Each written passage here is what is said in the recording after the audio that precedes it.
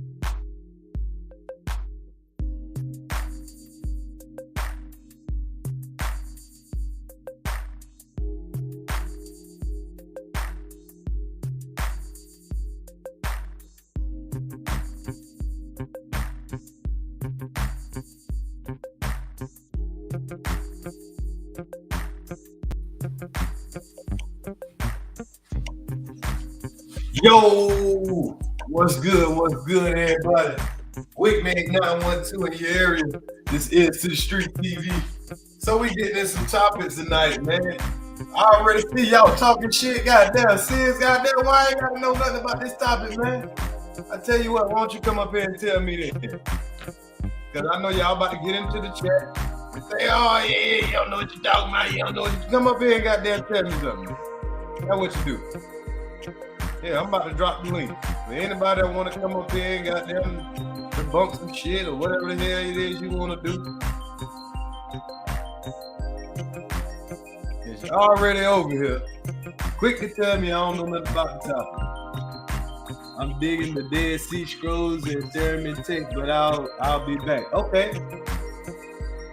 Yeah, anybody go ahead and bring something up here that you wanna explain, man. We learning together over here. I might not know shit. You might be right. But the thing about it, nobody knows everything. It's about learning some shit. So we're gonna get into it, shit. We're gonna get into it. So what we're gonna do is we're gonna learn a little bit about some everything. Yeah. Okay. Well, I'm gonna drop the link though, so y'all can come up here and educate me too, cause I'm learning too. Let me drop this link real quick. Because a lot of this, I'm gonna let a brother that I like to listen teach about this topic. Hold on, let me get my first video ready. Cause we're gonna learn a little bit about it.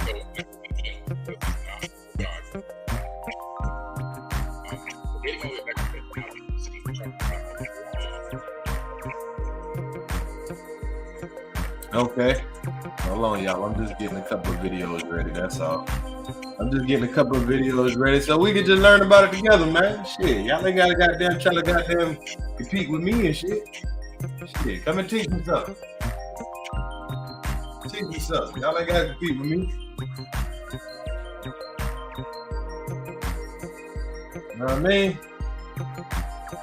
So, I'm gonna pin this at the top.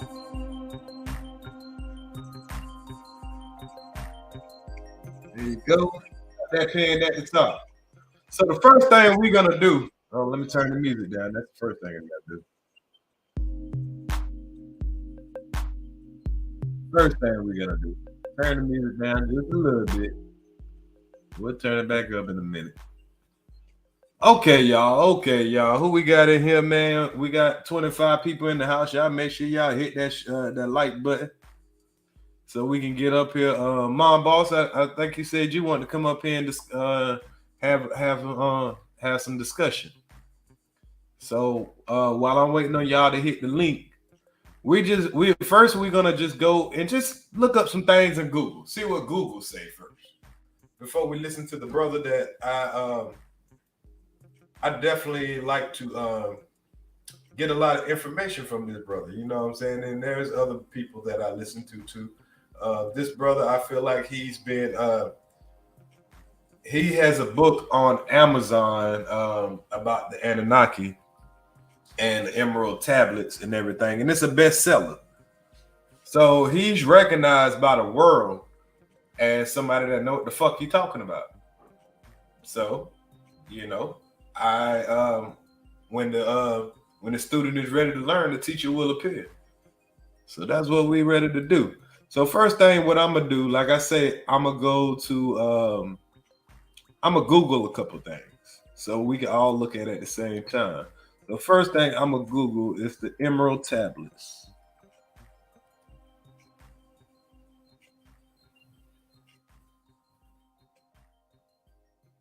Let's Google that first.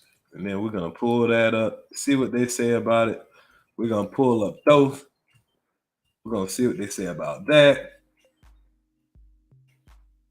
And then we will see what the brother got to say, man. And I'm gonna breeze through a couple of his his videos. You know, because just wherever you go to in his videos, man, is very educational. Let me pull my screen up.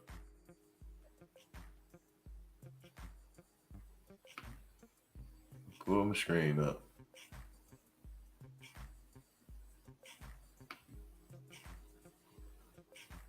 I ain't say Billy is coming now. I just said I'm using some of his material. I ain't say he gonna be here live. I ain't that important. I ain't that damn important. I ain't say the nigga gonna be here now. I just said I'm gonna be using a little bit of his information. That's it. A little bit of his information. That's all.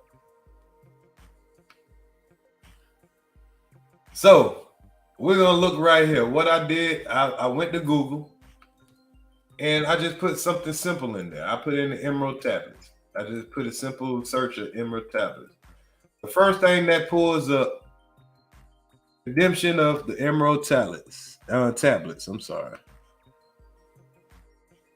Let's click on it real quick. This is Amazon. If you look at this book, it's written by Billy Carson. So this guy, since 2019, has the #1 selling book when it comes to talking about this type of stuff, when it comes to explaining this type of stuff. So that definitely, gives the guy some credibility, because I know a lot of you were going to be like, who is this guy you talking about? And how do you know that, he ain't just talking some shit? Said Google hides a lot of info. Yeah, I know they hide a lot of info, but they spread a lot of info also. So I'm not gonna go for the negative of it. I'll go for the positive. Because hell, if I don't search Google, what the hell else do I search? Google definitely gives you a lot of information, just as much as you feel like it hides a lot of information. I'm just saying who it has as the leader of the books. So I'm just giving the man credit that he's definitely spreading good knowledge, and is credited by saying the world. That's pretty much what I'm saying. But I figured if we're gonna start somewhere, let's just see what Google has to say about it. And do you have another source that I can check, Mom Boss?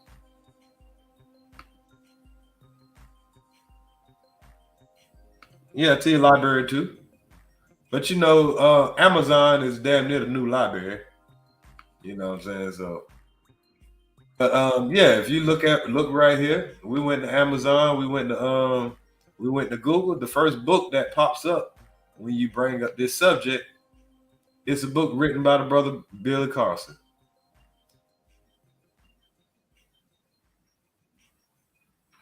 Looks like a good book, $32.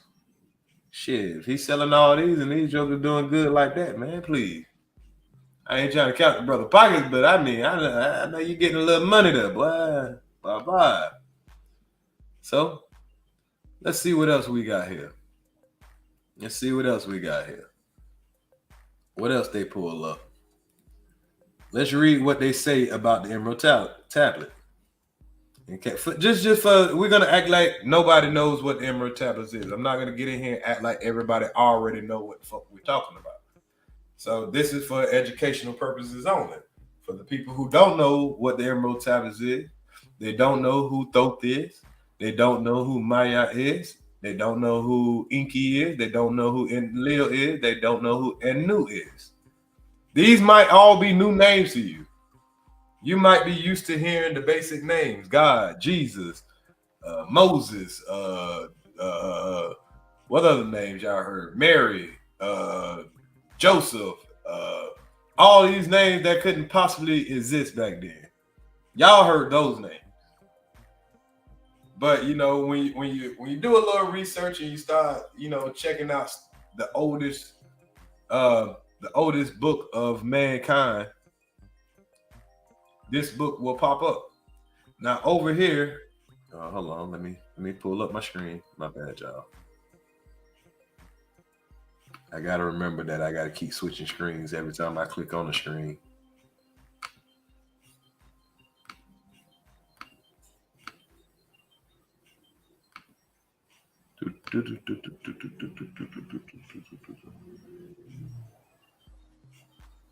Okay, here it is.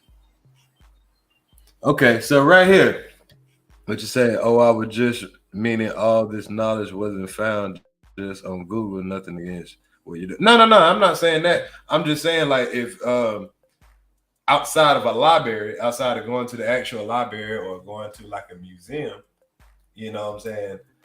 And from your home, where can you find information?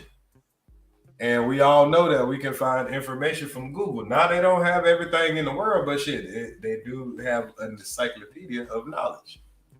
It's just that you got to know what you're looking for, and they can at least give you an idea of what you're looking for. I'm not saying everything they're gonna say is facts. Is gonna be the bottom line. You know what I'm saying? You can't get nothing else. I'm just saying you can start from somewhere. Yeah, there's definitely a lot of information on YouTube. Yeah, you can learn so much from YouTube and the people on YouTube, the people who are really out here trying to teach something. You just gotta be willing to learn. Okay, so over here, what I highlighted to the left, okay, about the Emerald Tablets. The Emerald Tablet, also known as the what that is, Chardin tablets. I'm sorry, I ain't good at goddamn pronouncing words, y'all. I ain't good at pronouncing words. Maybe we'll hear somebody else pronounce it the right way. I'm stuck in nigga terms. I'm sorry, y'all. But anyway, it is a compact encrypted Hermetic text. It was highly regarded by Islamic and European alchemists as foundation of their art. So pretty much, this is pretty much what Europeans and Islamic people got their fucking goddamn research.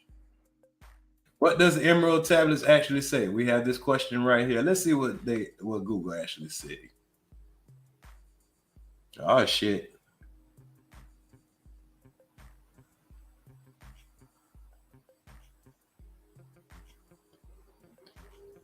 I don't know what all this say. I can't pronounce none of this. This is why I'm here to learn, y'all. This is why I'm here to learn.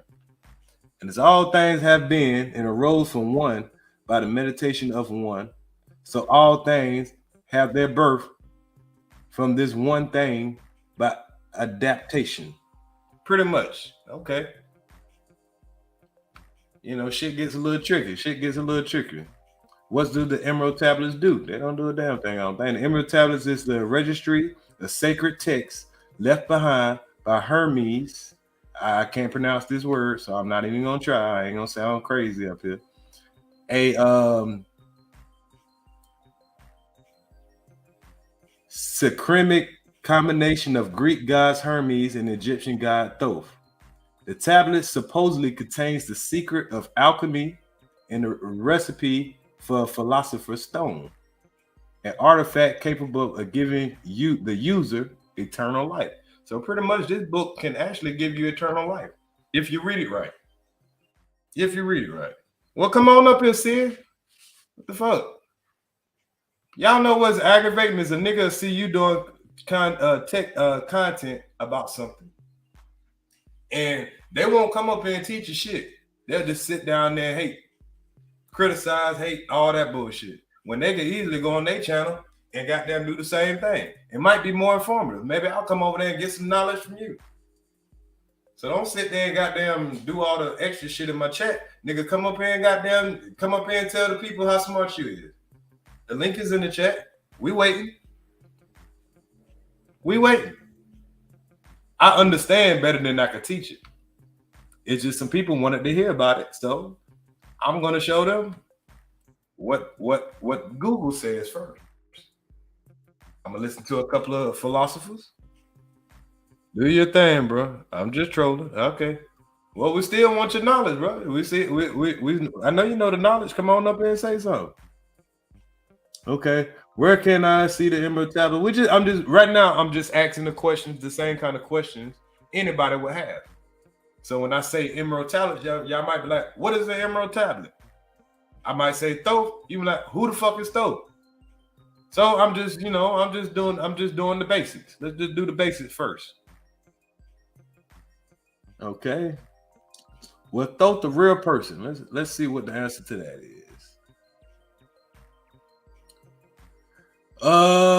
Arthopanus of Alexandria, an Egyptian Jew who lived in the 3rd or 2nd century BC, Thoth Hermes as a historical human being and claimed he was the same person as Moses. So pretty much they're saying Thoth is Moses.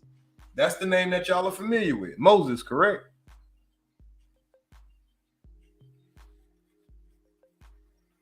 So the Moses in the Bible, you can say that this is who Moses is from the Bible. This is what Google is saying anyway. Based primarily on their shared roles as authors of text and creators of laws. Okay. Let's see. Now, let's see. What religious was Thoth? Let's see if they got him under some dumbass religion. Thoth, Greek, Egyptian deity. In Egyptian religion, a god of the moon, of reckoning. So he's the god of the moon, of reckoning, of learning. He's the god of learning, of writing. He was held to be the inventor of writing, the creator of languages, the scribe, the interpreter, and the advisor of the gods. So this guy, he carried a very strong role because according to Google, he was the inventor of writing, he was the inventor of languages, he was the inventor of interpretation. He was the god of the moon, of reckoning, of learning. So we all getting a little Thoth in us right now if you're trying to learn something. If you're trying to learn something. If you ain't trying to learn nothing, maybe you ain't got it in you. That's cool. Okay. The representative of the sun god. That's not Ra, that's Re. Okay. Thoth and Ra the same. Because, you know, a lot of people mix up Thoth and Ra. But I can tell you, no, they are not the same. Thoth was credited with the creating of art of writing, inventing the calendar, and controlling space and time. Since he was the god of the moon, he had celestial functions and replaced the sun god, Ra, in the sky at night. So all this stuff sounds wild when you say it. You're like, that shit sounds crazy. But it don't sound no crazier when you tell a motherfucker that somebody walked on water, that a person split the sea, that, you know, all these things that we hear in our modern day books.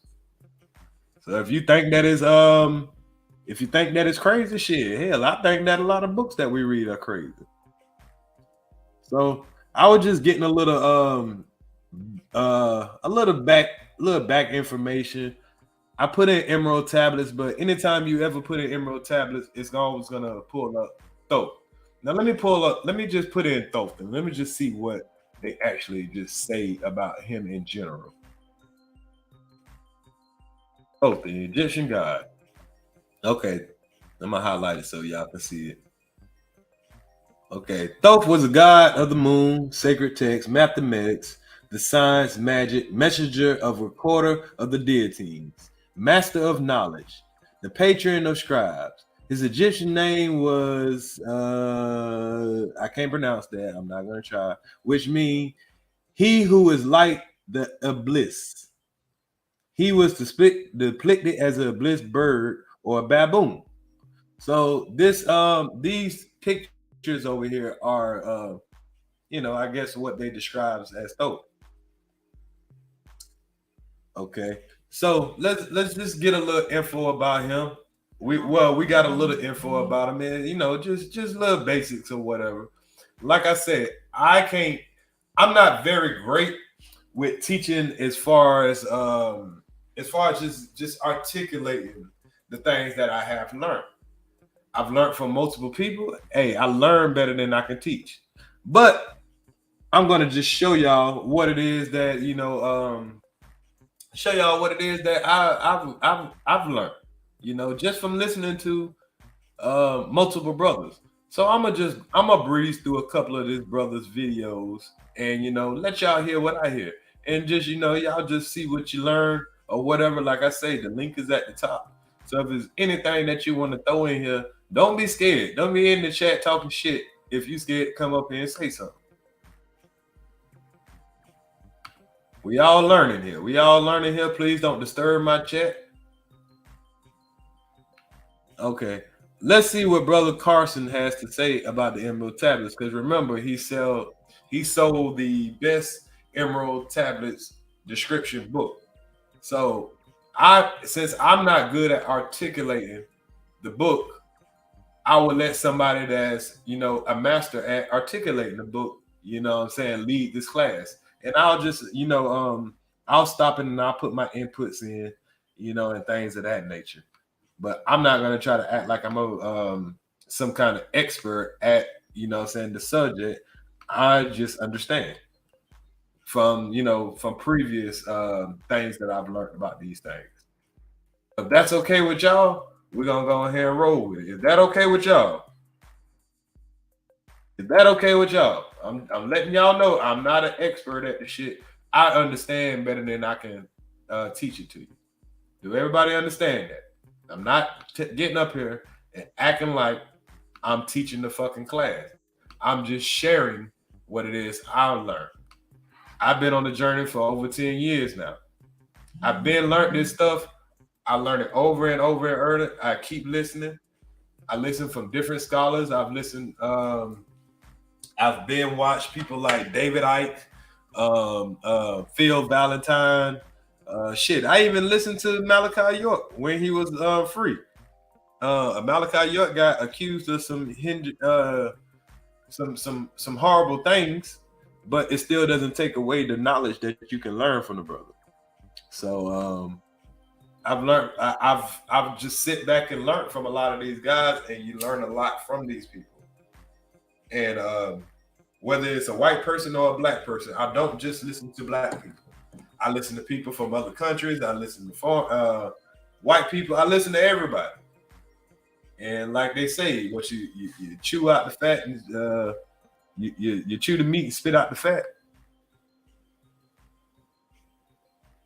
Who you said? John Hendrick Clark. Okay, I never heard of him, but shit, I'll research him. I don't mind researching somebody new. Like I say, the link is in the chat. So if you hear anything that makes you wanna, makes you say and you want to come up here and you want to see what it is, you want to discuss something, just let me know. Because the discussion is where we're going at with this. We had a really good discussion on not the last live, but the live before that. I just want everybody to understand that I'm not trying to teach y'all. I'm learning right along with y'all. But there were some people when I mentioned Thoth and I mentioned the Emerald Tablets earlier, and the sister Helma, she was like, "Well, I'm not really familiar with it." So, I'll just open y'all up to it. And then you can go do your own research. Don't take nothing I say or anything this brother say and say, "Oh, that's the 100% fact," or whatever. No, go do your own fucking research. Go do your own research. You got Google right here. You got books. If you got the kind of money where you can travel, go travel and go to museums, all of that stuff. Go learn for yourself. That's all this is about. All right, let's get started. I'm gonna let the brother Billy Graham lead the way, and I'm gonna just chime in when I feel like it's necessary. All right, y'all.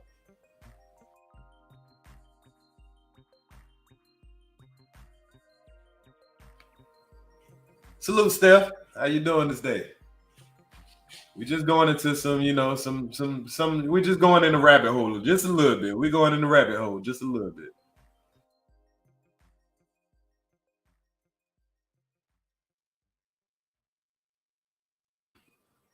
And one more thing, I'm gonna pull him up just for a second, but I'm gonna go ahead and put my a back screen up. That way we ain't, we ain't straight just looking at his page. I'll just put on a some kind of back screen that way.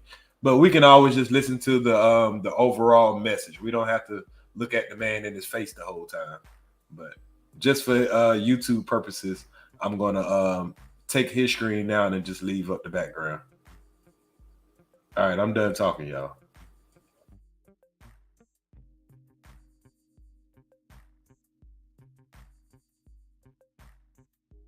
According to my hypothesis, like that, according to the Egyptians themselves and their own records, he ruled over the land of Shem, which is ancient Egypt, for 14,000 years. Loud and clear. Thank you, Grand Muffin 5, Keisha Morton. Please wake up, folks. Buffalo Soul 222 Bree.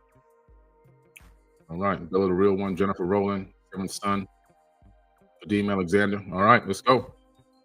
Hey guys, welcome to another podcast. I'm doing it live today. All right. Every now and then I like to do a live podcast, and today it's going to be about the halls of Amenti that Thoth talks about in the Emerald Tablets. If you don't know what the Emerald Tablets are, See, I told y'all somebody was going to pronounce the word right. It's the halls of Amenti. I couldn't pronounce that word, but that's the word I was trying to. I told y'all I couldn't read that word. I couldn't read that word. I wasn't going to slander that word like that and be sounding all crazy up here, but he just pronounced it perfectly. The halls of Amenti.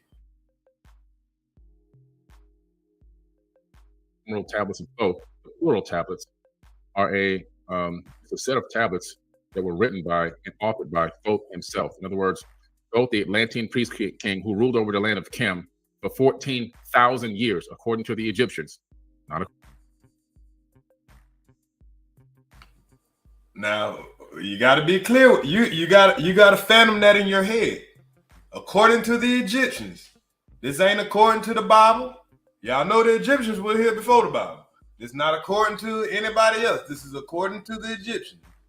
That's why I like this brother, because at least he makes sure he makes it clear that this is not what he's saying. This is just what's in the books. Like I say, them folks wasn't just writing on the walls for their motherfucking health. They were telling about what they really know about. That's all we're saying right here.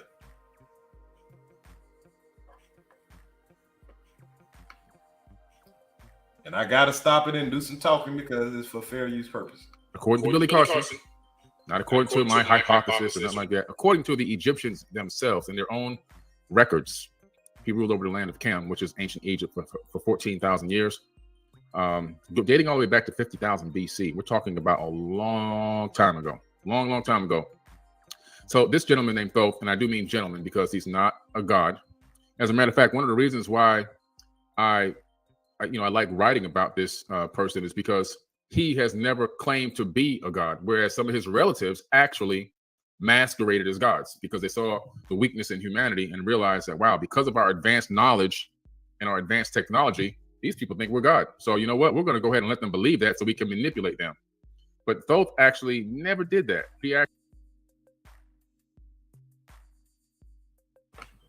Now, we actually talked about that earlier when Helma came up.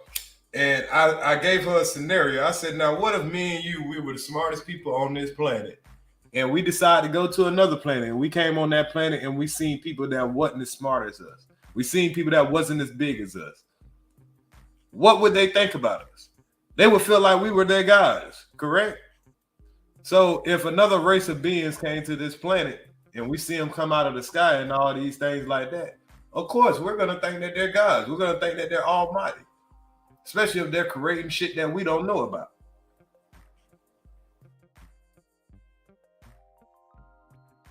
Actually said, you know what? When people would bow at his feet and stuff, he'd be like, hey, stand up. He'd say, I'm a son of Atlantis. That's what he would say. He said, I'm a son of Atlantis. And sometimes he would call himself the son of man. Sound familiar? The same thing Yeshua would say in the Bible, right? The son of man. Not the son of God, the son of man. Pretty interesting. Pretty interesting stuff. So, it's.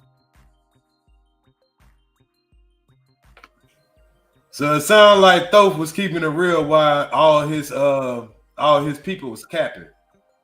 You always got that one dude that's gonna keep it real and everybody else gonna cap. And then down the line, by the time it get to everybody else, everybody gonna tell you a whole different story. Still going on to this day. Pretty interesting when you look into these emerald tablets and you start reading them, you find out how powerful the information is in these tablets, and that they're talking about different levels of advanced technology that we just don't have today.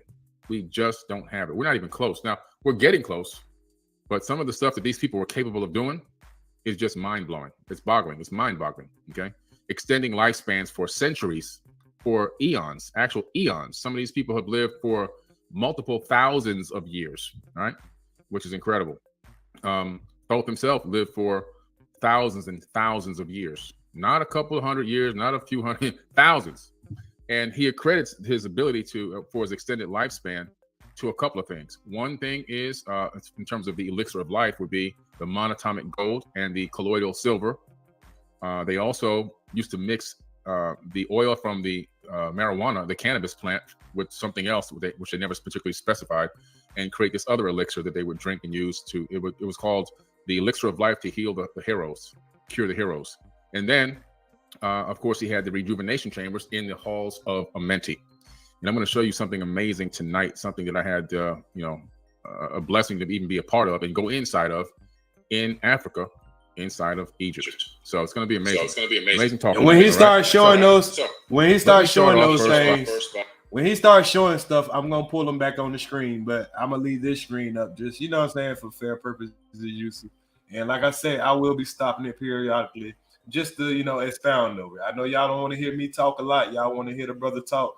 But just so I'm not just playing out, just using the brother content without adding anything to it. We're all learning from him. I hear the brother say all the time, take my knowledge and spread it. So I don't think the brother would be mad about me trying to help spread his knowledge. I'm just a student just along with y'all. I want y'all to remember that. Doing a little bit of housekeeping. We got to do the beginning. I'm starting off a little bit differently now. So I'm going to do my intro, and then I'm going to give you guys just a brief. I don't want to call it an ad because it's really my own business. I'm not advertising for anyone else. But when one of the things I want people to know is that we are still in round 2 of the shares of Forbidden Knowledge. But round 2 could be cut short.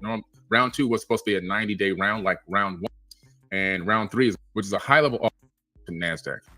Interesting. So we may cut. Now is the time to take the more shares you have. For you guys, before we move on to talking about the end, we'll tap back and look at it later on. It's also going to be in the caption of this video as well in the chat for you guys. You have the competitor now, multiple countries. Okay, America, and also Canada, years consecutive, staying and hovering in that top 100 bestseller status on is until they read the book, right? So that's pretty cool. A fractal of my knowledge. This book literally contains a fractal of. Right now, I'm just fast forwarding a little bit. He's kind of, promoting his book. He's telling you the book that I just showed y'all pretty much. He's just letting people know that book is the top seller on Amazon right now. And that's pretty much what he's saying right now. So if y'all hear me skipping around a little bit, it's just that I'm fast forwarding because we got a good bit to go through. So, I'm not going to, I just want y'all to get the information. That's all, y'all. Of my knowledge. So what happens is I transfer my light wave energy into from a multi-dimensional platform, right, where I'm using conscious thought and transferring it and converting it into a 2-dimensional form, which is written in a book, right, black and white letters on paper, 1 and 2 dimensions, right, lines and cubes. And also when I your mind a fractal of my consciousness, just like I uploaded into my mind a fractal of Thoth's consciousness, right? So it's pretty powerful stuff, pretty cool stuff. When you really think about it, I mean, it's a way of downloading and uploading information through books, just like you can download a file from the internet and then upload it to an email and send it to somebody else. Thing. Okay, now let's see here. Menti. All right. Deep in Earth's heart lie the halls of Amenti, far beneath the island of the sunken Atlantis, halls of the dead and halls of the living, bathed in the fire of the infinite all. Far in a past time, lost in the space-time, the children of light look down on the world. Now, think about this for a minute. The children of light look down on the world. Let's look at this. Let's analyze this. The children of light. Now, they're referencing these Atlantean people. These Atlantean people are looking down on the world. Why are they looking down on the world? They're looking down from a higher perspective. Now, this could be esoteric by nature, meaning they're looking down on the level of consciousness of the people here. But why are they called the children of light? Okay, that's pretty interesting. The children of light look down on the world, seeing the men in their bondage, seeing us human beings in bondage, mental bondage, bound by the force that came from beyond. Knew they that only by freedom from bondage could man ever rise from the earth to the sun. So they're talking about a couple things here. These Atlantean people that are looking down on mankind, realizing that we are scuffling around on our bellies. We haven't even learned how to crawl yet at this point, at the time that this was written, and living in this mental bondage, this consciousness bondage, because we aren't even aware of who we truly are and the power that we truly hold. And but what they're saying is that if they don't intervene in some way, shape, or form, we may never rise back to our true potential. All right? Pretty interesting. Now, according to Thoth, only free-thinking individuals using their own conscious thought can be capable of rising to a higher level of consciousness. Say that again. According to Thoth, only free-thinking individuals using their own conscious thoughts can be capable of rising to a higher level of consciousness. And what Thoth is saying is, in order for you to rise to a higher level, you got to change the way you think. Now, how many times have we heard that? That's even something that the homie Kwame says a lot. I don't think he, heard it from this particular way, but sometimes we have to think about it in modern day time. You have to change the way you think to get the results in life of what you want. You can't sit here and be, oh man, I can't do this, I can't do that. You got to put your fucking mind to it. When I was in prison, I had to change the way I thought around the people that I was around. Yeah, I know it was Echo, and I had unmuted myself at the end of his sentence or whatever. I'm gonna make sure I mute myself when he's talking. But yeah, we have to change the way that we think. See, right now, as Black people, we all think in this way where we feel like somebody owes us something all the time. I appreciate the cash app. We get in our own way a lot of times. Because sometimes we'll either overthink some shit or we'll underthink some shit. And a lot of times it's the way that we think as Black people, and that's why we always cut each other throats because a lot of times we're expecting more out of others than we expect out of our damn self. And I can give y'all plenty of examples of that, but I'm pretty sure y'all can think of a couple of examples your damn self. You can think of a couple of examples your damn self where we as a people, not just Black people, we just think a certain type of way, and we're in our own fucking way. And Thoth already knew this before he even got them stepped down, foot down here. You got to change the way you see the world. You got to change the way you see yourself. And only a free thinker breaking the bondage of the normalized mainstream thinking, for example, a person that sees outside of that and is able to see around and maneuver through that, only that person that can make its own mind up and its own decisions based on its own conscious thought and not download the programming code that's given to us by the teachers in the school, the mainstream media on TV, on the news, and everything else, right? The pastor at the church and all this other stuff, what your parents feed your brain 24/7, that they've been handed down from millennia to millennia. Only the person that can break through that and actually see it for what it is and think for themselves, ask questions for themselves, are the ones that can achieve a higher level of consciousness. By the way, I have a song with Donnie Arcade and Richard Wagner and Cruz called Halls of a Mentee. It's on Spotify, Apple Music, and all those other music platforms. Halls of a Mentee. Check it out. So here's what's interesting now. Thoth says, down they descended and created bodies. This is pretty interesting. Down they descended and created bodies. Now think about it. This is 36,000-year-old text I'm reading, right?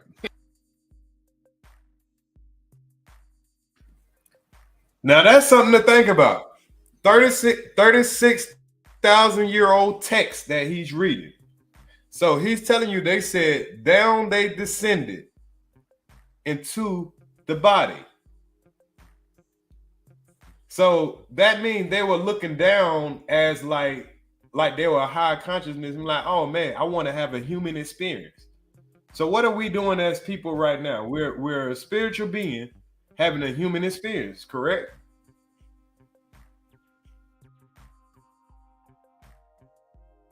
People are talking about coming from a higher plane of existence and creating bodies, taking the semblance of men as their own.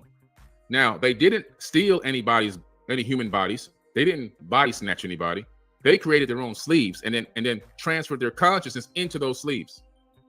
The masters of everything said after their forming, we are they who were formed from the space dust, partaking of life from the infinite all, living in the world as children of men.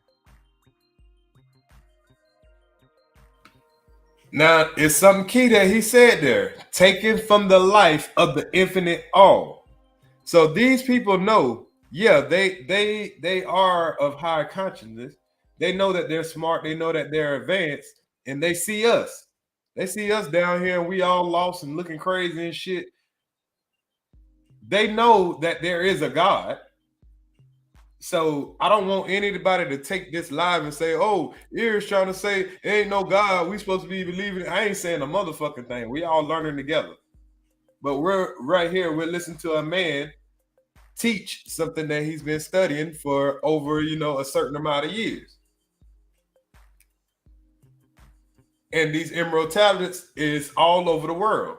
This is what the people know, that the people who run you, this is what they know for sure. They know you don't know it. So it's easier to control you because you don't know it. You don't know about higher consciousness. How do you get higher consciousness? There's a whole bunch of steps to that. It includes your eating, it includes your habits, it includes your thinking, it includes everything. It don't matter if you're white, black, purple, or pink. Everybody has a conscience. Now, do you come to a higher conscience or do you stay at that lower ether? That's up to you. That's up to you.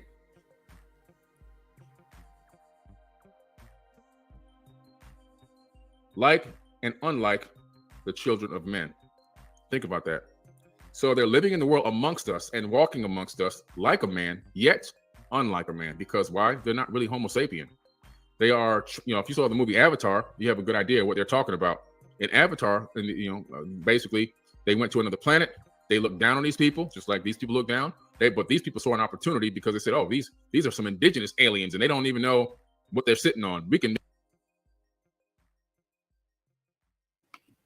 Now, when I saw that movie was special to me. When I did see that movie, it was very interesting. Because if you ever saw Avatar, that's exactly what they did. They came into another area and they seen a group of people, and they took their consciousness, what they're thinking and how they can talk and all this stuff, and they made an avatar. They got into the skin of those people, and then they went and intermingled with those people. They went and manipulated certain people. They went and divided people just to get what they wanted because they want to take over their land. So this is not so far-fetched where people don't know it.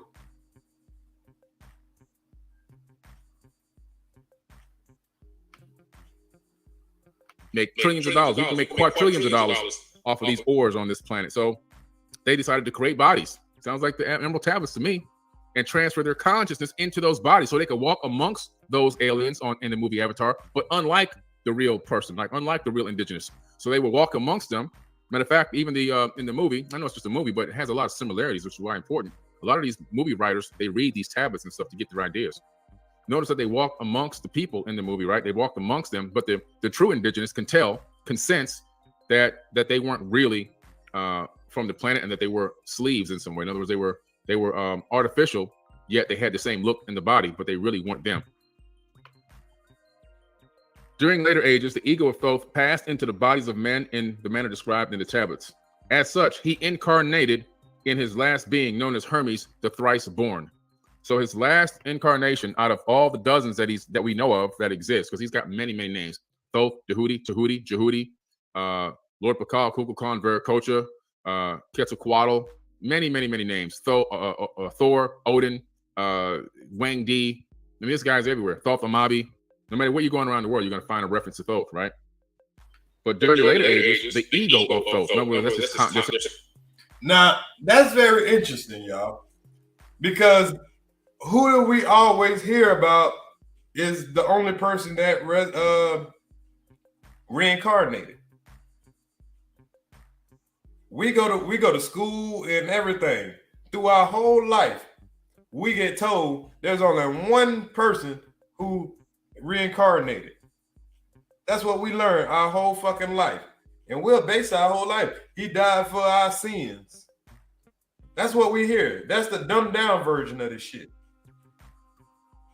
But here it is in emerald tablets 36,000 years ago. You got a person telling you that they have reincarnated 10 times 100, which that means 1,000 times.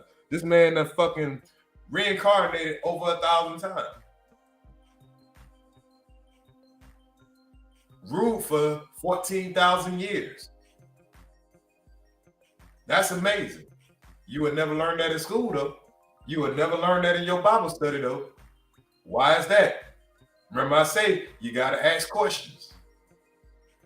But you read in the Bible of all these people that will, when you read the Bible, the first thing you read in Genesis is all these people living these thousands of years. And that's the first thing that'll confuse you when you read your Bible. And I'm not speaking against the Bible. If you believe in the Bible, if you're a Christian, more power to you. Believe what you believe.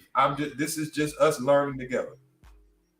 But when you read Genesis in the Bible, you read about all these people that lived all these years, and the first thing we start thinking, well, this shit is crazy. People don't live this long. But that's why I say the Bible is a history book. It was taken out of the tablets because it's telling you the same fucking thing. It just had to dumb it down for you.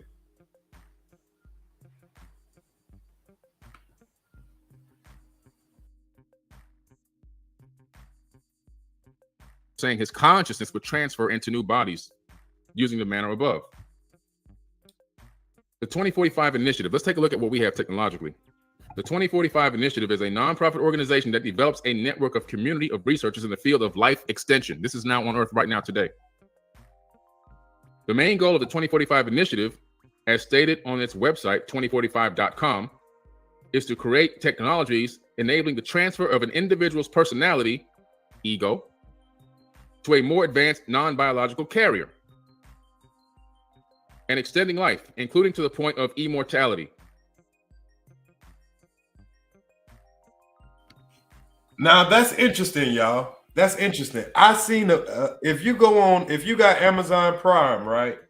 There's a movie on Amazon Prime. It's called fuck, damn, it's on my mind. What the fuck is that movie called? It's like a series, but the series is when I think of that movie name, I'm gonna tell you. I'll probably think about it before this is over. But it's a show, it's a movie on the well, it's not a movie, but it's a series. But what it's about is when you die, they upload your consciousness to a new body. And of course they got a main character. The main character is a white boy. And he has this idea to make this new program and stuff, and his partner kills him. And so when he dies, you can pay a certain amount of money to have your consciousness uploaded to a new body. So you get to live a whole new body. So think about it. If you can just redo this over and over and over again, you can be immortal. So what he's saying by 2040, they're working on being able to produce this kind of knowledge or produce this kind of technology where they can, when you die, they can transfer your consciousness into a new body. Do y'all think they already got that? Y'all think it's not Alter Carbon? That might be one, but I will remember if I see the name. I will remember if I see the name. It's not that name, but I got if that's a movie kind of like about that, I'll check that out too. One True Emperor. But just think about that. That could be amazing, bro. Like transferring your consciousness to a new body. Yeah, I'm pretty sure they got that technology already, but that's probably only for the super rich. I'm pretty sure Elon Musk probably got some shit like that or whatever, you know what I'm saying? But that's amazing though. But this is what they're saying Thoth is doing. We probably got it because they still got those emerald tablets. They still got the recipe for how to do this ancient knowledge. If these people can do it, trust me, the people who got the knowledge and that's hiding it from you, they can do it. They're just not going to let your broke ass do it. They don't need a whole bunch of just niggas that's going to keep coming and fucking following along with the same old dumb shit. Yeah, we already got it. We definitely already got it. Because if they're putting it out in movies and stuff like that, we already got it. Trust me.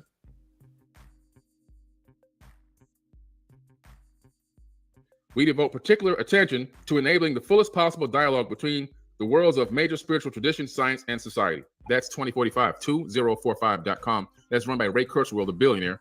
They're transferring people's consciousness into other bodies. Now, they started a while ago, back in 2013 or 14, they transferred a monkey's consciousness into a computer. The monkey is dead, body's gone, but the monkey thinks it's still alive. It's in there eating bananas and climbing trees inside of a computer.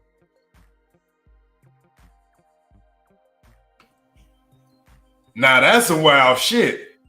So they already experiencing with it. They already experiencing with it. If you can do it with a fucking monkey, you definitely can do it with a human. You definitely can do it with a human. You got a monkey inside a damn computer. This nigga want a motherfucking banana and he inside a damn computer. So when y'all see that movie, The Matrix, this is what they're trying to tell you what's coming. They're gonna take y'all niggas out. We ain't gonna be able to survive on this planet because of the bullshit that they keep putting around us. But they'll be taking our consciousness and putting them into robotic bodies. In my opinion. They already trying to make the half human, half robot. Think about it. It sounds wild, but it's possible. If they already putting the damn monkey consciousness inside of a computer, the body dead, but the consciousness stay alive. Y'all remember how they say energy never dies. Upgrade. That's what it is, Miss J. Miss J, I told you if I seen it, I would know what it is. The movie is on Amazon Prime. It's called Upgrade. It does exactly what he's explaining right now. It does exactly what it's explaining right now. It's a series. And I think I binge watched that shit. It was so good. I was like, damn. Imagine if they could actually do this. And I think I got to season 2. And I think that's all they put out there is like season 2. But it's really good. It's called Upgrade, y'all. Upgrade.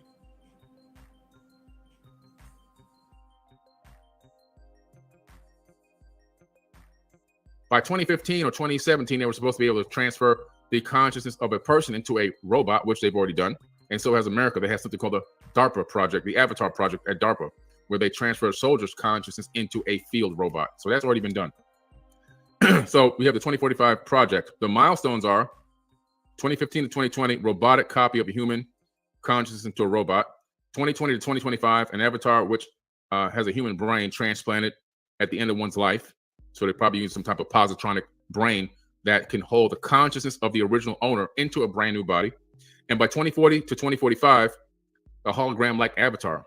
They foresee by that point that they're just walking around in a hologram. They've perfected holograms almost to the point now where holograms can touch and pick up things, maneuver things. By 2045, holograms will be able to walk around and feel like real things, what we consider to be real. Why? Because we ourselves are even holograms. And so they've now perfected this technology, or they're on the way to perfecting it. They've got holograms now that can actually pick things up in laboratories today. If I did do that, Jeanette Daniels, I would probably have to do it on Twitch. YouTube would probably flag me. Yeah, YouTube would probably flag me. So if I did do that, it'll have to be on Twitch.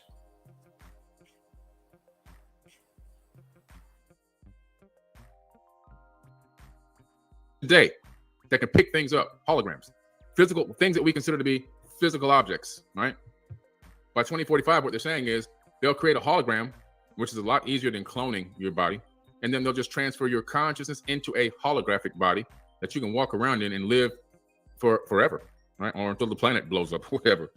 Now, interesting stuff.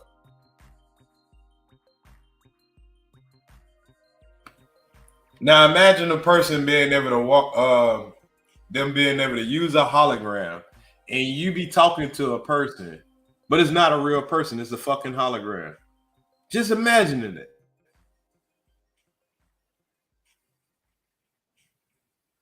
Okay, maybe I'm thinking about it different, but I believe that's the name of the movie, Upgrade. Though I think it was a series, the one that I seen anyway. But think about that: you sitting here talking to a motherfucker, and then you fucking too much light shine on them. You see straight through that motherfucker, and you like, what the hell? Hold up, man, we in trouble. They gonna have hologramic people around.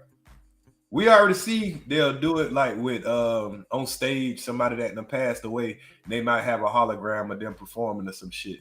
Imagine when they can make holograms where that same person that they got performing and stuff he can go and pick up the damn table, or he can come and knock your ass the fuck out. That'd be wild, y'all. Think about what we going at as a species, as a world. Yeah, the movie's gonna tell it all.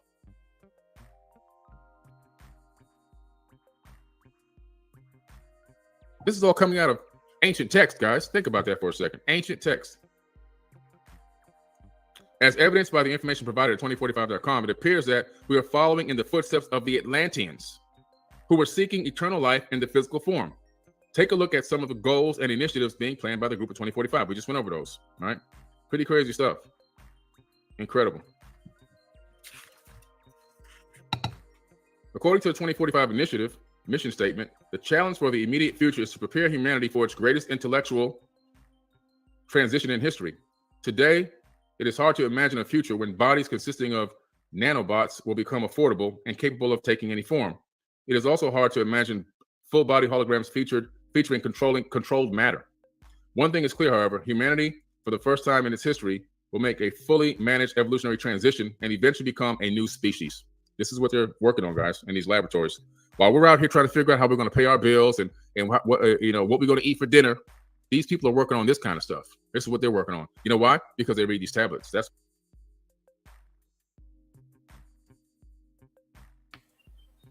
just amazing right there. Y'all know what I think? I think I want to switch over to my TV, y'all, because I don't know, YouTube might pick it up that I'm playing that video. I don't want it to automatically, just take me down. So let me pull up this video on my TV, and we can still hear just as good. But I'm gonna just play it from my TV instead of playing it off of my laptop. That way I don't have to worry about if YouTube gonna pick it up like that. They don't pick up the audio, but sometimes they'll pick it up if I'm sharing it into my live.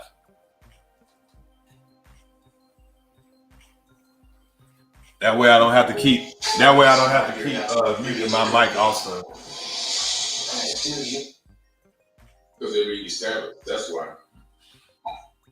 Can y'all hear that fine? Reveals the Avatar program. Fair use. Right? The Defense Advanced Research Projects Agency, that's what DARPA stands for. That's what the acronym stands for. The Defense Advanced Research Projects Agency is an agency of the United States Department of Defense responsible for development of emerging technologies for use by the military.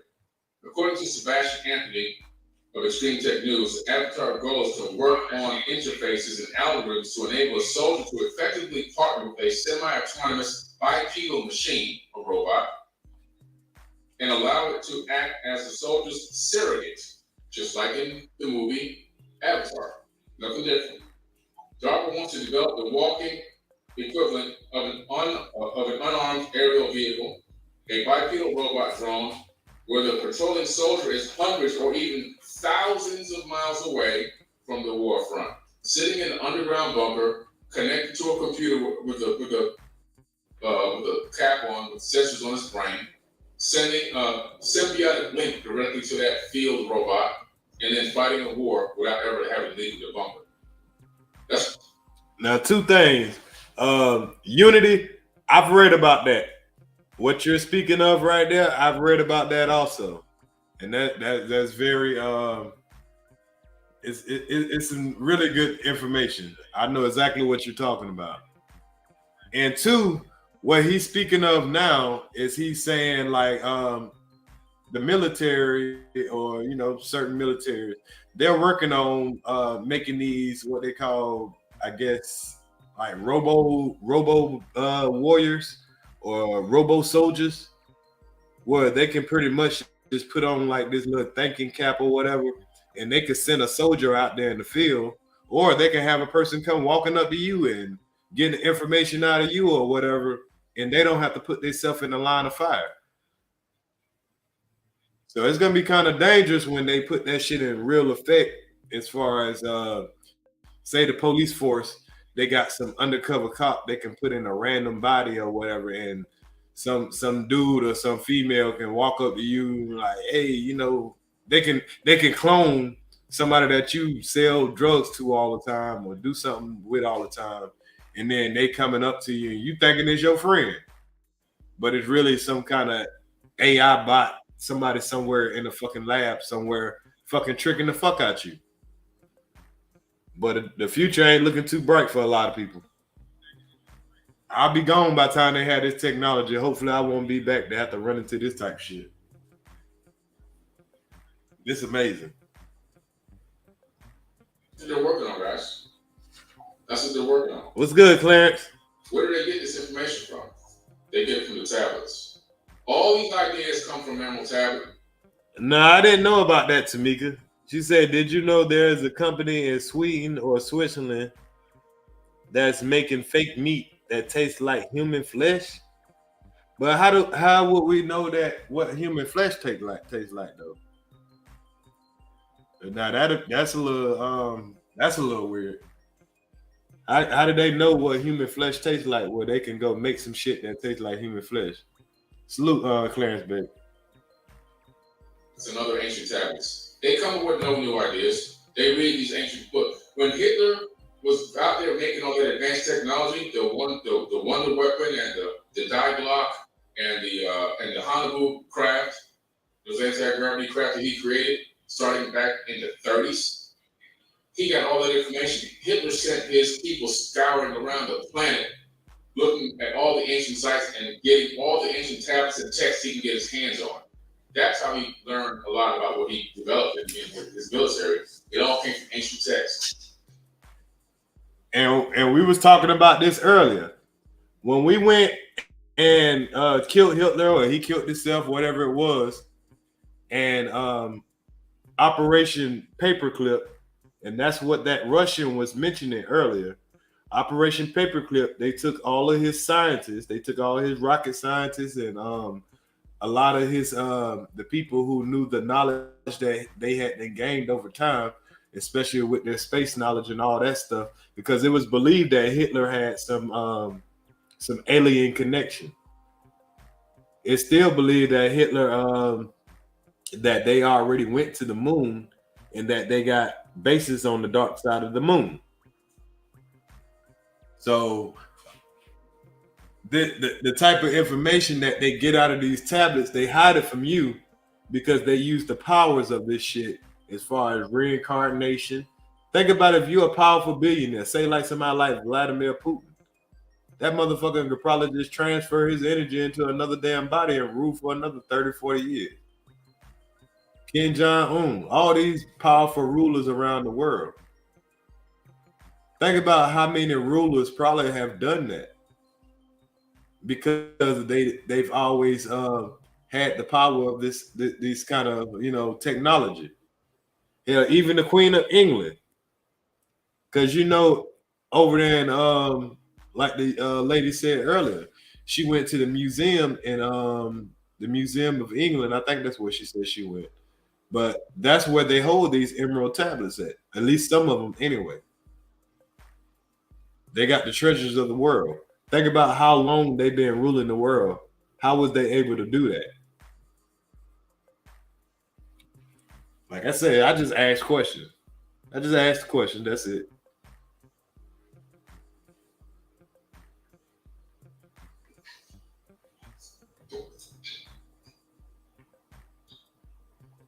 This appears to refer to the history of the 32 masters and the plan they executed. They left their base reality and entered into the holographic simulation we call our universe, then proceeded to transfer their consciousness into avatars and build a great deep underground base of operations.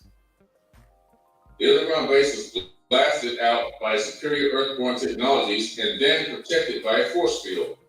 Within this home base, they built the Hall of Amenti, which appears to be powered by a crystal that directs energy emanating from the flower of life. This is the Emerald Tablets, guys. This is the Emerald Tablets I'm reading right now. The crystal structure used is most likely an 8-dimensional quasi-crystal. Now, this is my interjection here with my physics, quantum physics. The crystal structure used is most likely an 8-dimensional quasi-crystal. By this method, they can project a 3-dimensional hologram of our entire universe. The following link provides an in-depth explanation, and I even give you a link to an actual full-size article of what a quasi-crystal actually is. And so a quasi-crystal is an 8th-dimensional crystal, which we now know how to replicate. Even though we're in the 3rd dimension, we figured out how to replicate a 8th-dimensional quasi-crystal. Now, the 8th-dimensional quasi-crystal projects a shadow to a 4th-dimensional cube, and that cube then projects a sphere, and that is a holographic universe that we're actually living in. We're living inside the shadow of an 8th-dimensional quasi-crystal, a shadow of light, a light matrix. Now, that can fly over a lot of people's head, including mine. Should I rewind that back just a little bit? I understand it, but I don't know if I can repeat it. You might can understand some of these things better than you can repeat it. Should I slide that back just a little bit more? Because I think that was very important. Y'all let me know. Let me know. I'm going to slide back anyway, because I think that last little sentence was very important. 8th-dimensional quasi-crystal. Now, this is my 8th dimensional quasi-crystal. Now, if you know anything about chakras and all of those things like that, you know how important crystals are, you know, to the chakra. So pay attention real close to this part, y'all. Underground base of operations. The underground base was blasted out by superior earthborn technology. Hold on real quick. I'm going to slide back just a little bit more because it's telling about the beings that, you know, what they did. A bipedal robot drone where the controlling soldier is hundreds or even thousands of miles away from the war front, sitting in an underground bunker, connected to a computer with a cap on, with sensors on his brain, sending a symbiotic link directly to that field robot, and then fighting a war without ever having to leave the bunker. That's what they're working on, guys. That's what they're working on. Where do they get this information from? They get it from the tablets. All these ideas come from emerald tablets and other ancient tablets. They come up with no new ideas. They read these ancient books. When Hitler was out there making all that advanced technology, the Wonder Weapon and the Die Glock and the Hannibal craft, those anti-gravity craft that he created, starting back in the 30s, he got all that information. Hitler sent his people scouring around the planet, looking at all the ancient sites and getting all the ancient tablets and texts he can get his hands on. That's how he learned a lot about what he developed in his military. It all came from ancient texts.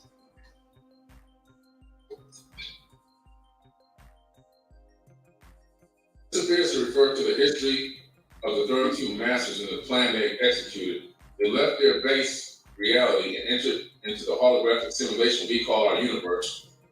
Then proceeded to transfer their consciousness into avatars and build a great deep underground base of operations. Now that's what Unity just posted right there, y'all. That's what Unity is saying right there in the comments right now. Unity owns something right now. He owns something. That's pretty much what he was just describing. And it was documented that Hitler did try to go to Antarctica, and that he got a lot of his advanced technology from the people that are inside of the earth. I know that sounds crazy, but they say when you go to Antarctica or the North Pole, I believe it's the North Pole also, that you can end up going. That's why Antarctica is banned from going to. There's a treaty where you can't, no country can colonize Antarctica for some reason. I don't know why. The ground base was blasted out by superior earthborn technologies and then protected by a force field. Within this home base, they built the halls of Amenti, which appears to be powered by a crystal that directs energy emanating from the flower of life. This is the Emerald Tablets, guys. This is the Emerald Tablets I'm reading right now. The crystal structure used is most likely the 8th dimensional quasi-crystal. Now, this is my interjection here with my physics, quantum physics. The crystal structure used is most likely an 8-dimensional quasi-crystal. By this method, they can project a 3-dimensional hologram of our entire universe. The following link provides an in-depth explanation. Now, you can give you a link to an actual full-size article on what a quasi-crystal actually is. And so a quasi-crystal is an 8-dimensional crystal, which we now know how to replicate. Even though we're in the 3rd dimension, we figured out how to replicate a 8-dimensional quasi-crystal. Now, the 8-dimensional quasi-crystal projects a shadow to a 4th-dimensional cube, and that cube then projects a sphere, and that is a holographic universe that we're actually living in. We're living inside the shadow of an 8-dimensional quasi-crystal, a shadow of light, a light matrix, okay? A light matrix, which we know how to duplicate ourselves rudimentarily, a rudimentary version of it we can create now in the 3rd dimension. Look up 8th-dimensional quasi-crystal, or get my book. You know, all my sources. Now, as you heard, maybe if you want to learn more about that, look up 8th-dimensional quasi-crystal. Learn more about it. Learn more about it. Get a better understanding about it.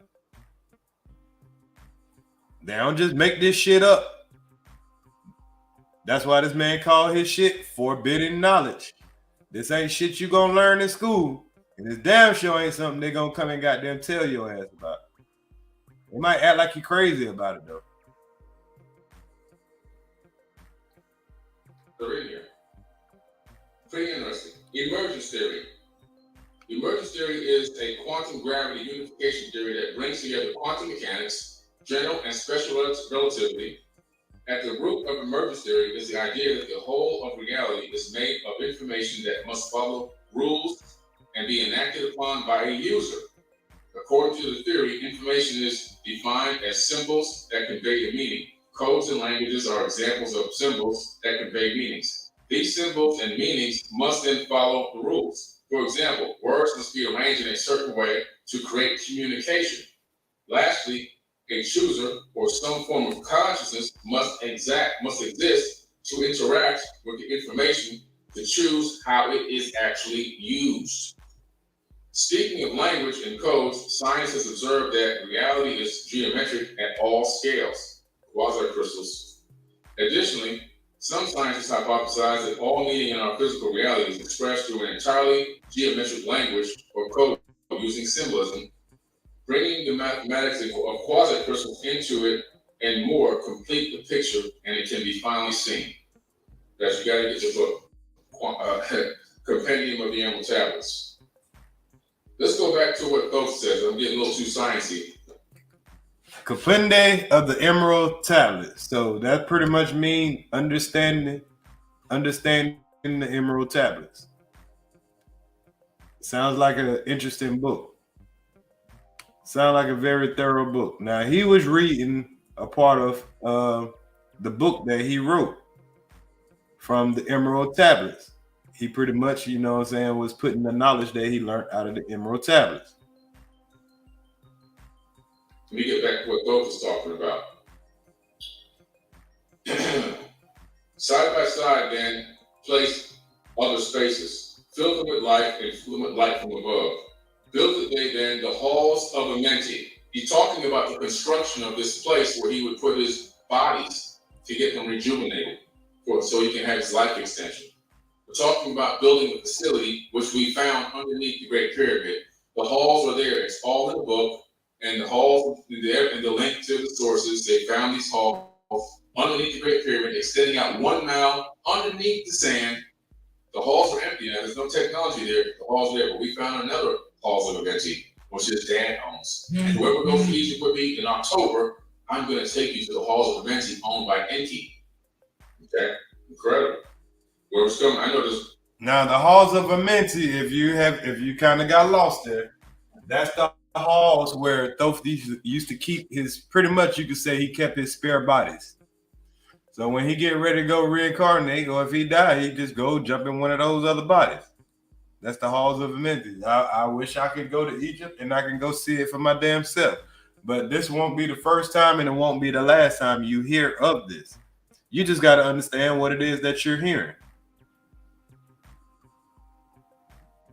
Because a lot of people, probably some of you guys here on this live, are coming to Egypt with me in October, and we're going to the halls of Amenti. So, build a day there in the halls of Amenti, that they might dwell eternally there, living with life to eternity's end. 30 and 2 were the children of sons of light who had come among men, seeking to be free from the bonds of darkness, those who were bound by the force from beyond. Deep in the halls of life grew a flower. We're talking about the flower of life, which the flower of life is literally the face of God. Flaming, expanding, dividing backward in the night. Now, the flower of life they're talking about here, they're drawing source of energy directly from the flower of life. Now, what is this flower of life? Okay, the flower of life symbol, as we all know, is these intersecting circles, right? Let me see if I can put one on my screen for you guys real quick. Flower of life. Yeah, I'm gonna pull it up for y'all. I'm gonna turn on my camera so y'all can see where he pulled up. Y'all have seen this. Y'all seen this many a times before. And then I'm gonna break it down. You just didn't know that you saw it. You didn't know what you was looking at when you saw it. Let's see. Okay, here's one. Boom. Now let me just share my screen so you guys can take a look at this. I want to make sure. I know some of y'all know, but some people may not know. So let me show you what this flower of life is real quick. Hold on, y'all. I'll pull it up on the computer. Y'all can't really see. You guys can see what I'm looking at. Y'all can't really see my I know y'all can't really see my screen. Hold on, I'm gonna pull it up on the screen. What's that? 28 minutes, 28 and 30 seconds. Let me pull it up on my screen so y'all can see what it is he's showing.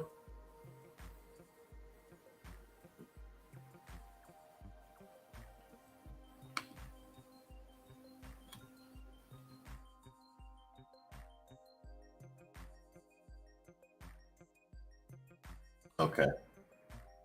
There we go. Okay, hold up. So this is what he's showing, y'all. This is what he's showing. Y'all seen this in school.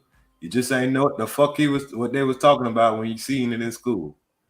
But this is what he's describing right here. This is what he's showing. He said, wow, from my early studies, this cat kind of bridged the gap in a way. Yeah, right. That's what I said. I've been on a journey for about 10, 11 years. Since 2008. So it's been a little longer than that. It's been about 13, 14 years. But a lot of stuff I was learning, I got it, but there was still some gaps. A lot of shit that I've been watching a lot of his videos or whatever, and it bridged a very lot of gaps.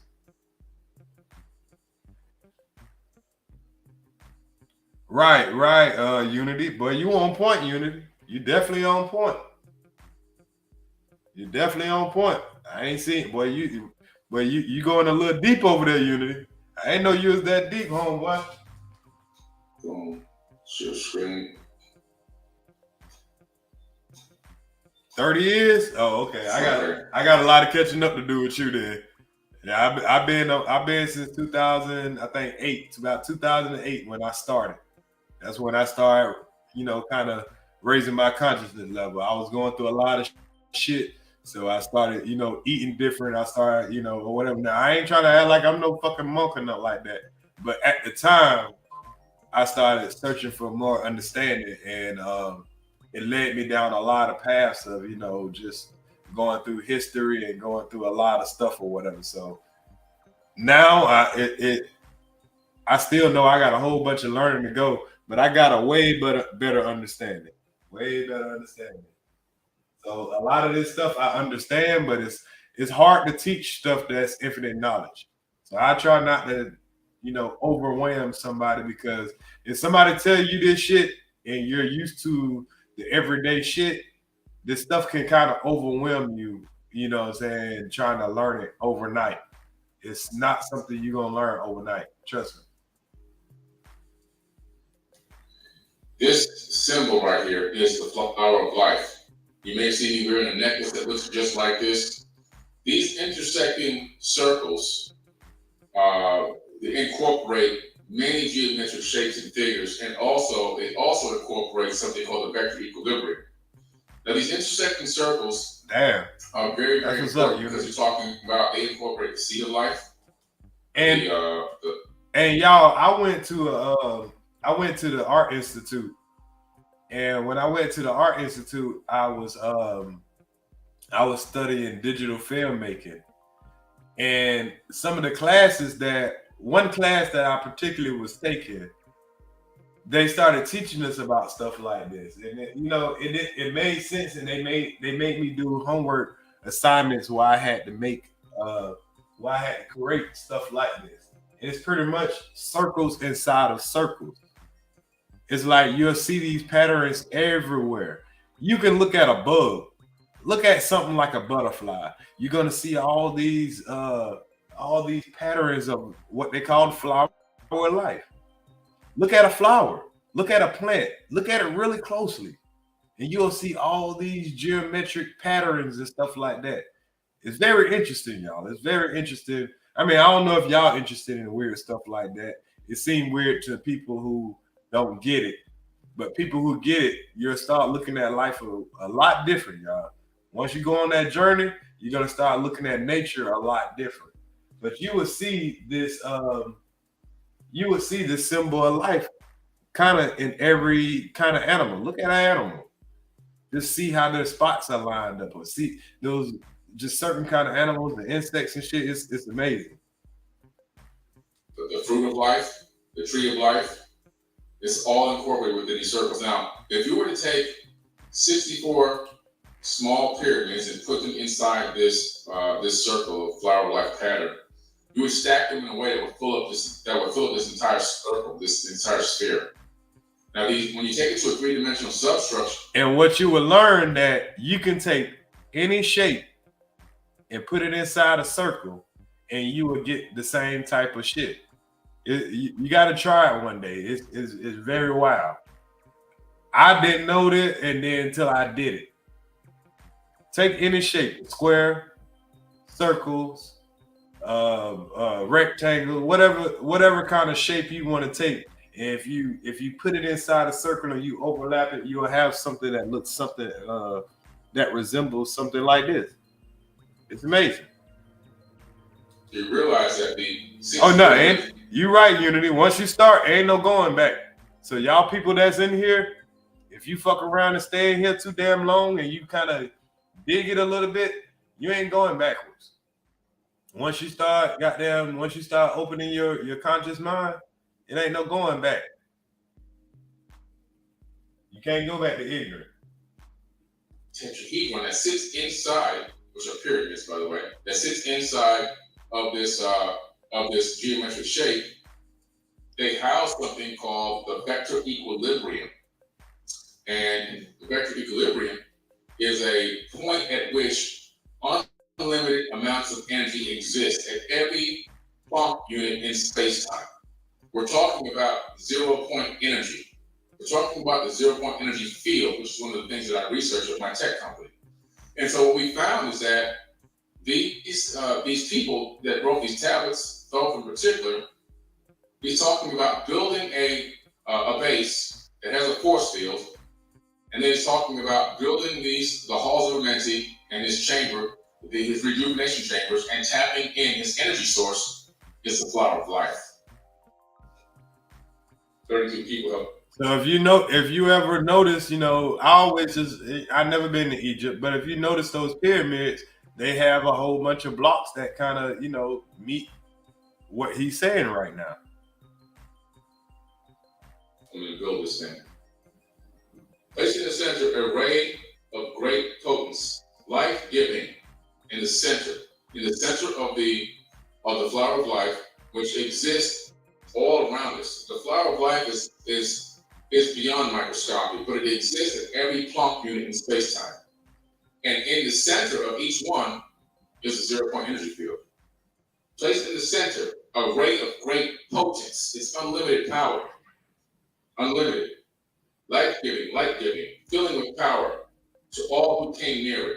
Placing around the thrones, 230 places for each of the children of light, place so that they were bathed in the radiance, filled with the light from the eternal light. So I say, open your eye. These are the flower of light representations, which are encoded with the 64-grid tetrahedron parallax. However, these are actually two-dimensional representations of a three-dimensional structure. The structure is actually a shadow being weighed down by the 8-dimensional quasi-crystal.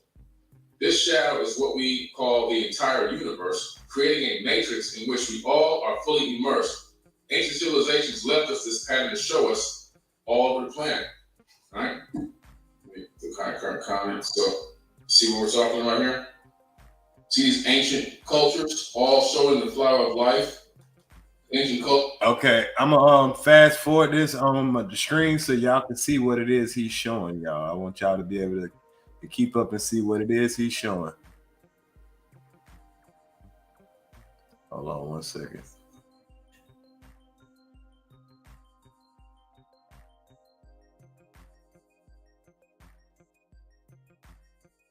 Okay, I'm fast forwarding y'all just a little bit so y'all can see what it is he's showing. Okay, there we go.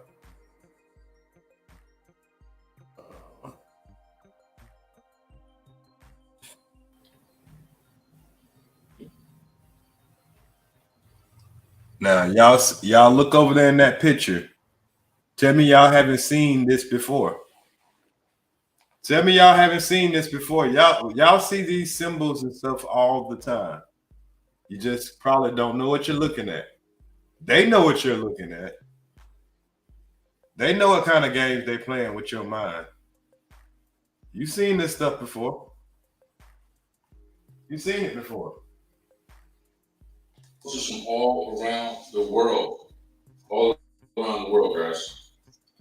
Because why? It's the secret to 0 point energy. It's the secret to not having to plug anything into the wall anymore. Cell phones, they shouldn't have to plug into anything. You literally just have your phone tapped into the existing energetic field that already exists all around us. There's no need to plug in anything. And these motherfuckers know that, but they'll still have us sitting here stressing over our fucking light bill.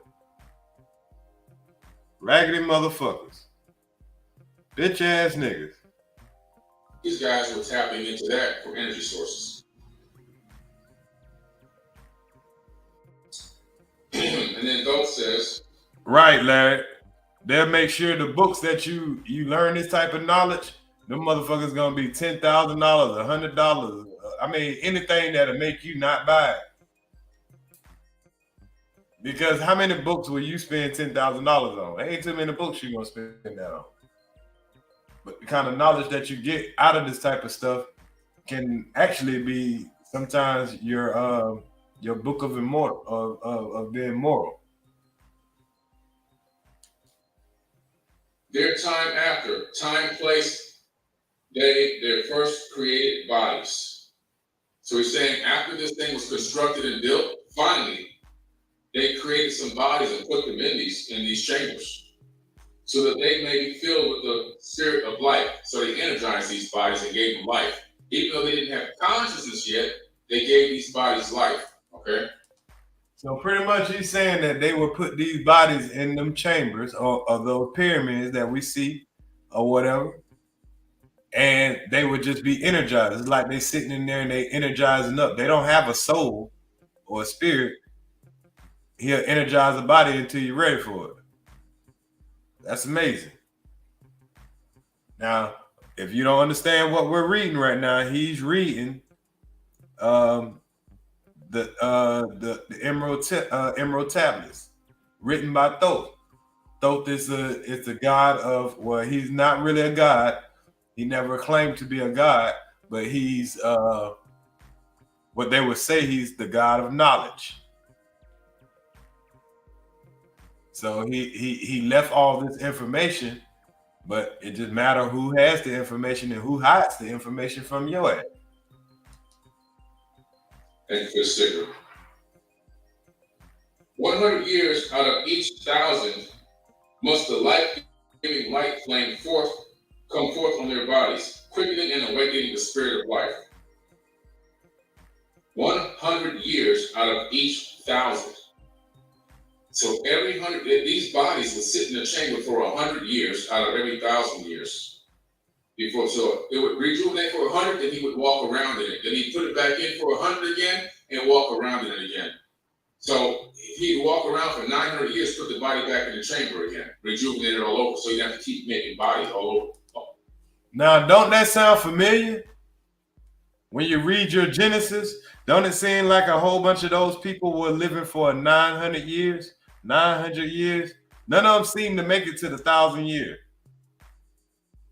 All of them would be like between a couple of 100 to 900 years. Go look at your Bible right now and look at the people that they were saying this person lived for this amount of years. This person lived for this amount of years. It was always seemed to be like between 700 to 900 years. And we were confused as a motherfucker reading the Bible like, how the fuck you live 900 years? How the hell? What the fuck? Where they get this shit from? We kind of would ignore it, knowing that it sounded crazy, not knowing where this shit come from. All the time. There in the circle from eon to eon sit the great masters, living a life not known among men. There in the halls of life they lie sleeping. Free flows their soul through the bodies of men. They're talking about they have the ability to transfer their consciousness to different bodies and walk around people. Time after time, while their bodies lie sleeping, incarnate they in the bodies of men, teaching and guiding onward and upward out of the darkness to the light. So what they're saying is they would take these bodies, create these sleeves, put them in these chambers, and they would take turns walking around and guiding civilizations on this planet, trying to help man regain his full and true potential. And then, while they were walking around, the other bodies that they had would be sleeping in these chambers, completely, null of any consciousness, just sitting there and rejuvenating. Pretty crazy stuff. Right, Unity. So I'm gonna take a break here. I'm gonna show you something. I'm gonna show you part of Enki's Hall of Lamenting. I'm gonna show you a picture of me down in there. Okay, I'm gonna fast forward that for you. So give me a quick second. I'm gonna fast forward it for you so he can show you. So y'all can see it on the screen. And after I show y'all this, we're gonna go to another video. Usually his video is about an hour long. Live streaming is great for capturing real-time engagement so we're not gonna see and it generating for the whole hour excitement. video, but what if they're not comfortable with share going light live? on this what is the a Emerald Tablets was to I see Helma in the building. Salute Helma. So it was something that I wanted to make sure we go over just a little bit. Who Thoth was, what the Emerald Tablets is, what the Emerald Tablets consist of. Why is it that the knowledge that they're hiding from us, why they hide it from us? Because think about if everybody had this fucking knowledge. We got 7 billion people on the planet. We can't afford for everybody to fucking goddamn keep reincarnating. We can't afford for everybody to stay forever. So they only want the important motherfuckers to stay here forever. But this information is written in stone. They say if it's not written in stone, it ain't, official. But this shit is written in stone. Now, y'all see him right here. I'm showing on the screen. Right here, he's showing himself in these chambers. And this is why this man is very credible. Because everything that he says, he actually went and experienced on his own. Hell, I wish I had the money to goddamn, go on one of these trips with him. But I'm pretty sure you got to kick out a nice little penny to go into some of these chambers and these places where, this man is getting his experience from. Growing his consciousness. But this is him right there. He's showing himself. Well, I'll let him talk and tell it his damn self.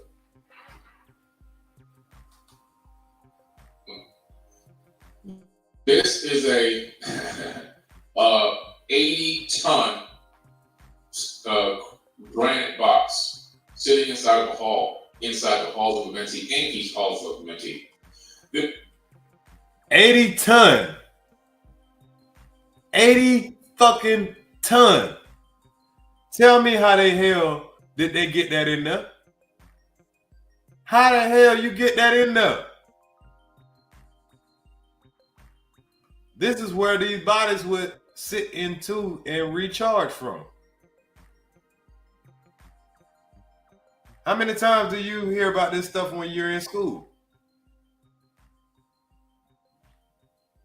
Say the knowledge you attain on this plane of soul will follow you to the next realm. Highest realm, the nirvana. Teach it, Unity. Teach it, brother. Now tell me how you do this. Now tell me this ain't amazing. If you're not amazed right now, if you didn't know this, because I've heard this and it never gets old to me. But if this is your first time experiencing this and hearing this type of stuff, you're probably just as amazed as I was the first time I heard it. This area that I'm standing in is in the alcove of one hall, and this box that I'm sitting next to, this gigantic quote-unquote sarcophagus, is not actually a sarcophagus at all. Now, what's interesting about it is a few things. First of all, there's 12 stargates etched into this black granite box. 12. Now, listen closely, y'all, but look closely also. Look at your screen. I want y'all to see the designs and the etching that's into this material. I don't want to say what, I don't know what kind of material that is, but this is amazing shit. This is shit we can't do today. So when people say, oh, that's just some crazy talking, the shit like that, okay, what kind of crazy talking actually builds that shit?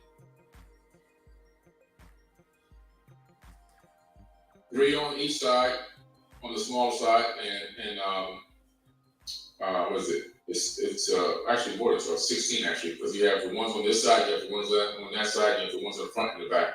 So actually 16 stargates. These squares, these rectangles, they're actually stargates.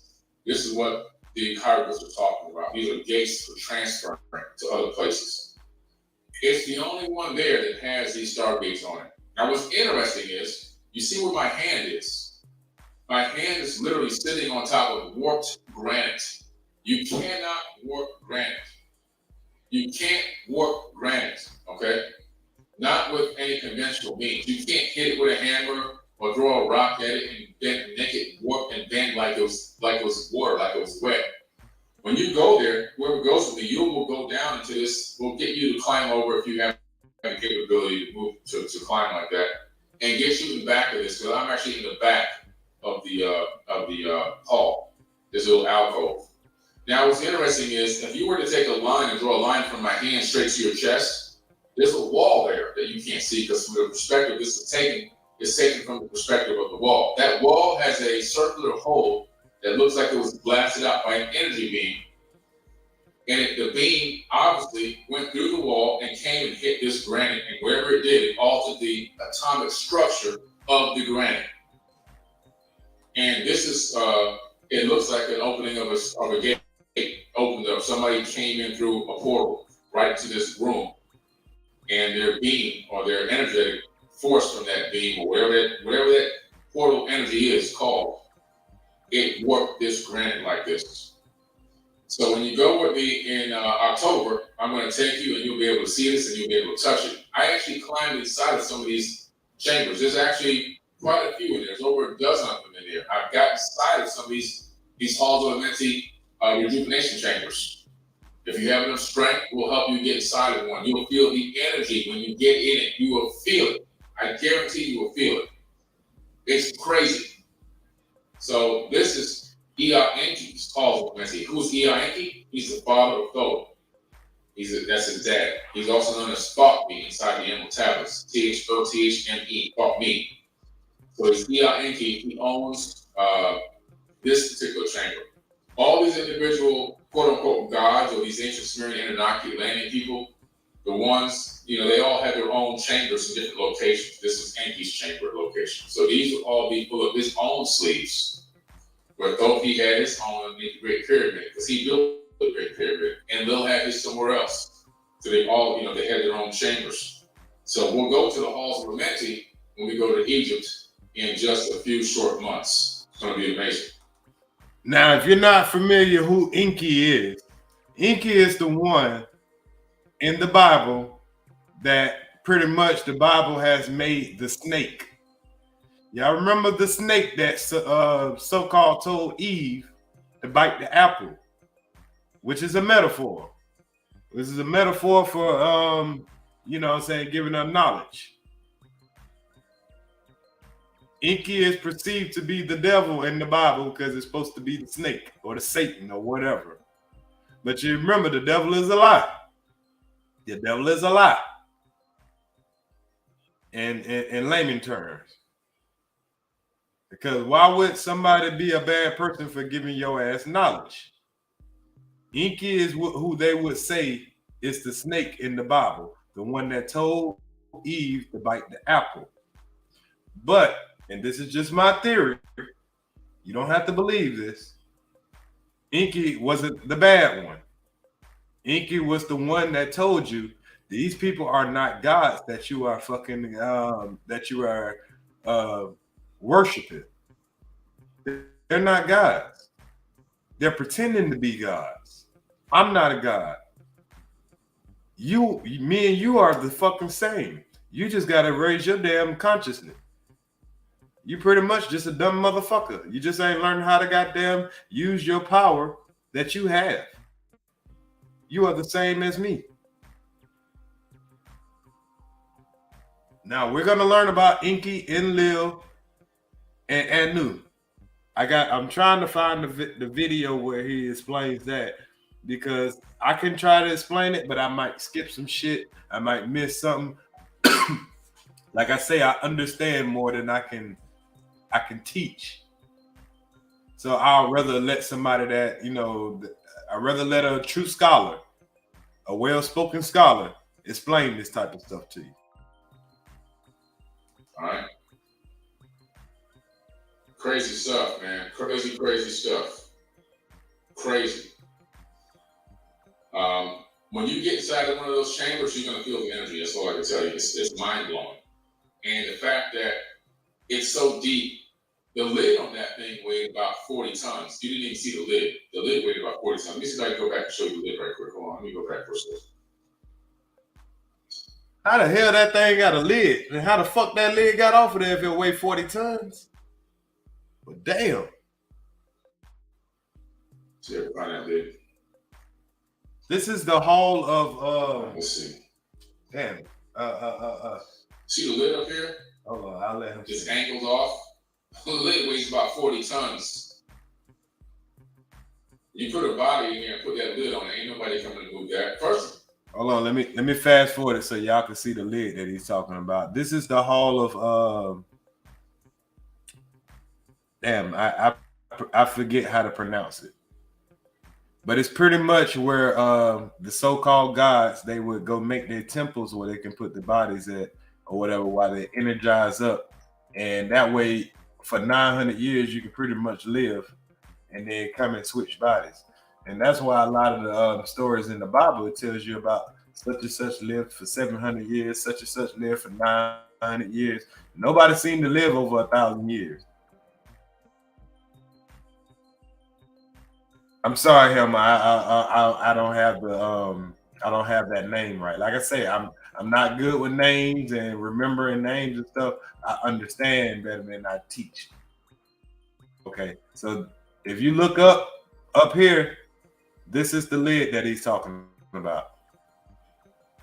If y'all can see my cursor, this is the lid up here. This the lid up here. Now think about it. If you in here, somebody slide that lid over you, some kind of beam shoots through here and hits this part right here. Because remember what he's saying, where he got his hand at? This is granite. Granite cannot be damaged by a hammer, none of whatever, anything that you try to hit it with. So something so powerful hits this thing with the kind of energy that will warp it. Think about that, y'all. You got to think about that. He's showing the receipts. He's showing the receipts. Yeah, Unity probably can help you out better with as far as what's the name of the pyramid. What's the name of this hall again? Unity. Let me try to look up the name of the hall because I just had it in my mouth and I forgot the name of it. I just had it on the top of my brain. He'll say it again. He'll say it again.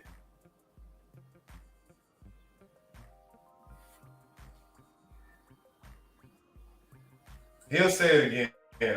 When he said it again, it'll refresh my memory. I just can't remember names and stuff. I know what it looked like. I can describe it, but sometimes I forget the names. Like I said, I'm a student right along with y'all. I'm just showing y'all what I've been looking at. What's good, Valentino? Well, these gigantic granite boxes could not be drugged or put into these alcoves inside this Hall of Amenti. You haven't even seen the full hall yet. The Hall of Amenti. It's called Halls of Amenti, Helma. Halls of Amenti. Halls of Amenti. And this is the halls where they keep the gods, what you would probably call gods or whatever. And this is Enki's hall. Enki is it. See, when the main three people that came down to earth was Enki, Enlil, and Anu. Anu is the father of Enki and Enlil. Anu is kind of like this, what you would call, he's like a man and a woman in a body. So he was able to have these two children without having a mother to them. Whatever you want to call that. I don't know if you call that morphodite or whatever you call that. But these are beings from another either dimension or another planet. So when they came to Earth, when they came to Earth for a specific reason. And these are the stories that you're hearing in your Bible. Yeah, the pyramids of Egypt. When you see all these pyramids, it's because these are places where the gods used to go and reincarnate, where they would keep their bodies charging up until they come to reincarnate again. It's amazing technology that's used to create this hall. But they have to be teleported into these locations. That's the only way to get them there, except they're teleported into these spots. Correct? Y'all don't let that fly off your head. This man said these things had to be teleported. Teleported. We're way behind on our technology, y'all. We're way behind on our technology. These folks are teleporting 80 ton granite esophagus where they're leaving their body to charge up. You ain't going in there and moving a damn thing. Oh yeah, we used to live on the moon and Mars. People, they actually lived on Mars. This planet is a break off of another planet. The Earth is. This Earth just happened to spin itself in the right goddamn atmosphere. There's a lot to learn, y'all. There's a lot to learn. We're gonna have to do some more videos on this. I didn't know that y'all was interested in it. Crazy stuff. There's another picture. You can see the lid. Yeah, let me fast forward so y'all can see this next picture that he's showing. It shows the lid a little bit closer. Look at that lid up there, y'all. Look at that lid, y'all. Look at it, y'all. He's touching this stuff. It's amazing. Look at this. He's in one of these pyramids right now. He's in the hall of damn, I forgot the name of it again. Yeah, we lazy as hell talking about we built those pyramids. We know damn well we ain't built them pyramids. Now look at this shit. Look at the top. That's the lid, y'all. I can imagine how big this shit is in real life. I want to see this shit. I gotta put this shit on my bucket list, y'all. I gotta go. Here's another picture. So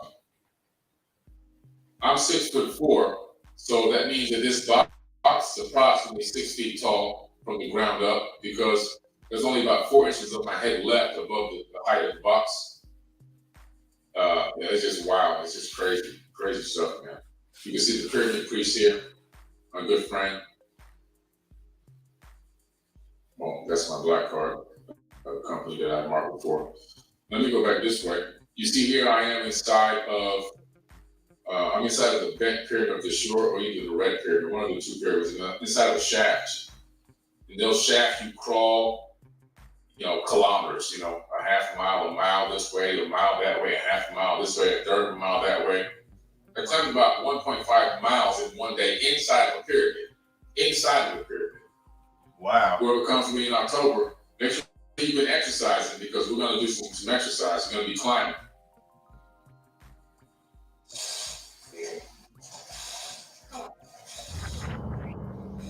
This. All right, hold on 1 second, y'all. We got a commercial here. You're not ready for it. That's amazing, y'all. You can see the quality of this tomb and the amazing colors, and you can see what I'm standing between tomb here. All right, so you're going to be climbing.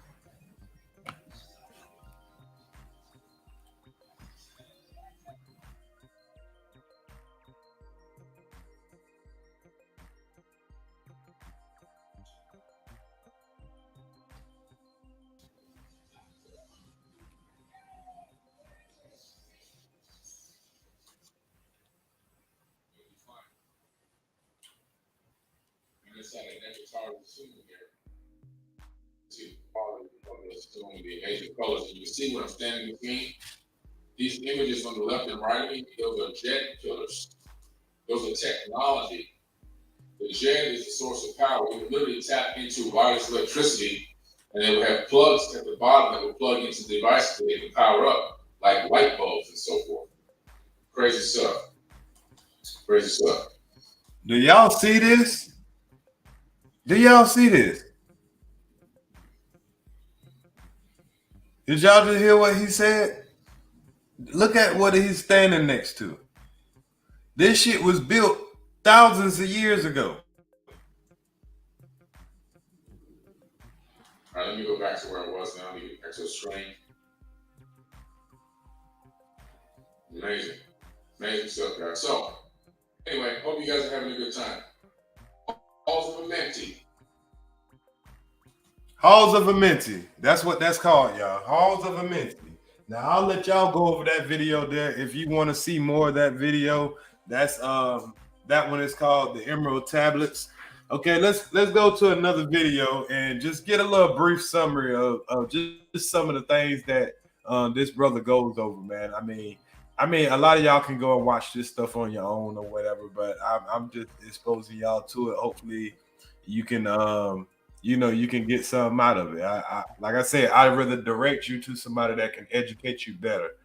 I understand, but I'm not a good. I can't articulate it like some of these people can. So let me go to one of my favorite ones, and this one here. If you're a Christian, you might want to leave out of the room right now. You might want to switch your channel right now because this one here might hurt your feelings just a little bit. So let me go to one that I really enjoyed. It was so informational. Hold up. Let me find it real quick. Give me 1 second, y'all. Give me 1 second. Yeah, let's take a little quick commercial break while I find the video real quick. I'm going to grab this video real quick, and we're going to go over one more video. I ain't going to hold y'all up all night, you know what I'm saying? I just wanted to expose y'all to some good information. If you're looking for good ancient information, stuff to learn a little deeper, you know what I'm saying? This brother here is amazing at his breakdown. He is amazing with his breakdown. Yo, this is to the streets. Y'all know what time it is.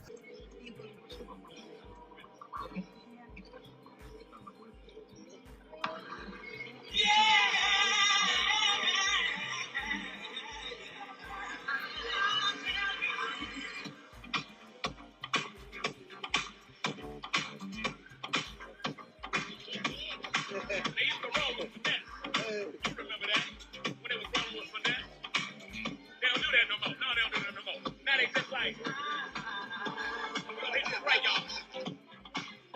The next time your mind's full of a little doubt, deal with it like that.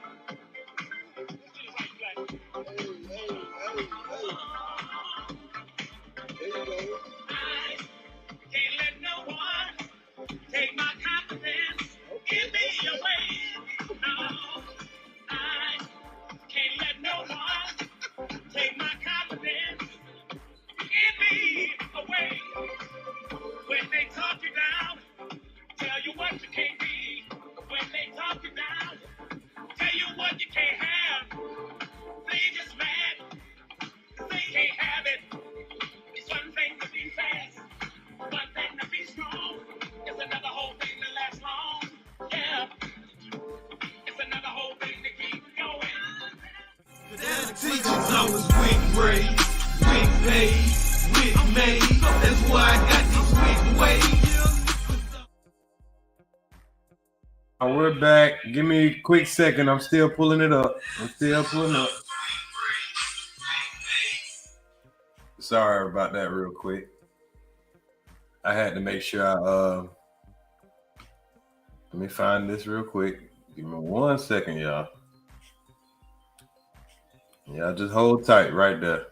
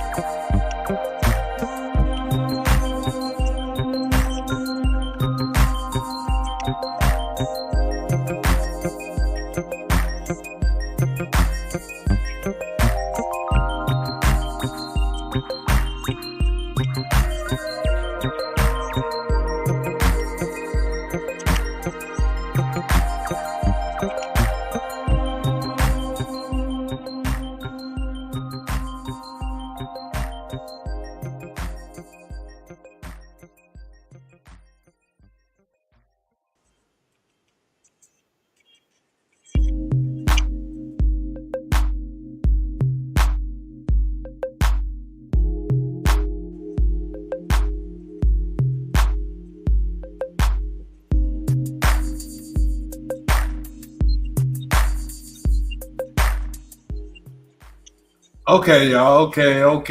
We back. So let's get into this second part of this, and we're just gonna go over this. We'll go over this real quick, and then I'll let y'all go, man. We had a successful day, but I'm just gonna share this one with y'all. I enjoyed this one so much that I sent it to my old lady. That was the first time she ever got the experience this kind of teaching or whatever. And I definitely thought it was very educational. Now, if you're not ready for it, it'll hurt your feelings. Not gonna lie. If you're not ready for it, it will hurt your feelings just a little bit. So let's do it, y'all.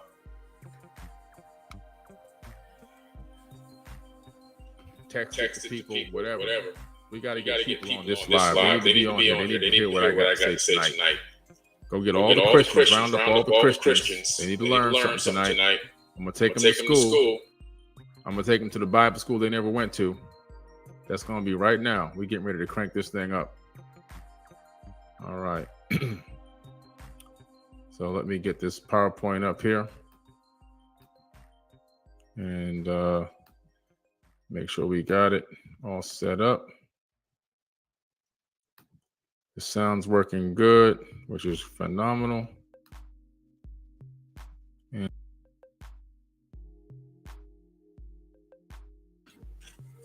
so I'm gonna let this one play through the computer this time because he has some PowerPoint stuff that he wants to show or whatever. So, and I think all of it is very important. So here we go, y'all. Here we go. That like button, please. That's going to get the algorithm going properly. So please click the like button. Of course, Shameless Plug is my book, Compendium Related, in my bestseller in 5 countries right now. Okay, it's been translated into a lot of different languages. It's also a bestseller in Japan. And that is the QR code right there. If you want to get the book, you can go check that out. Woke Doesn't Mean Broke, my other bestseller. It's a bestseller in 4 countries right now. Okay. Financial Literacy, 688 pages.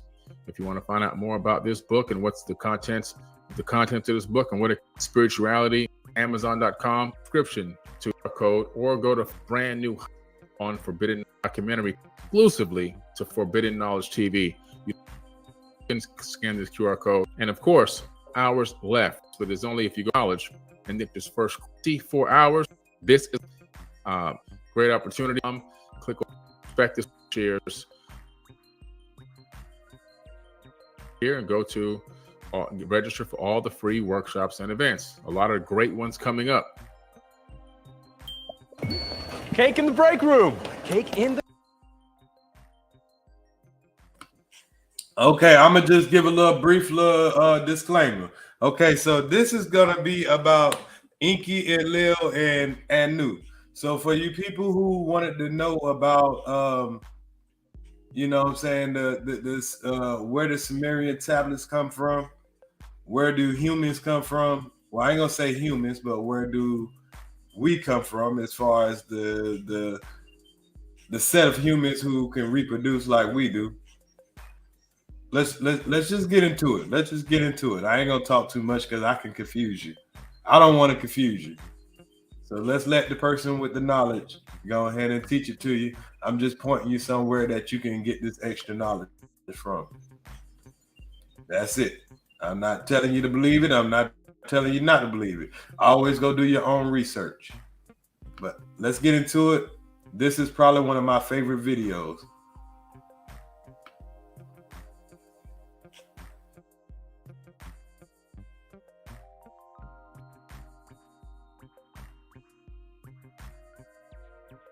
Ways Instagram account. All right, we're going to get right into it, guys. So thank you for allowing me to spend that time with that. Now, let's talk a little bit about the this pantheon that came to Earth.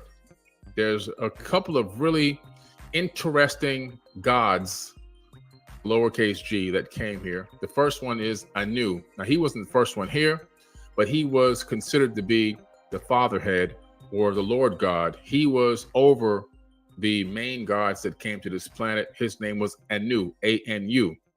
Hence the name that humans gave them, the Anunnaki. Okay, Anu. So they gave still credit to Anu as the fatherhead or the God figure. He mostly ruled from space or from the sky or from heaven, as the ancient texts say. And Anu had sons. Okay, his sons were Enki and Enlil. Enki and Enlil. Now, these two play a huge part in history and in a lot of the information that I'm talking about today.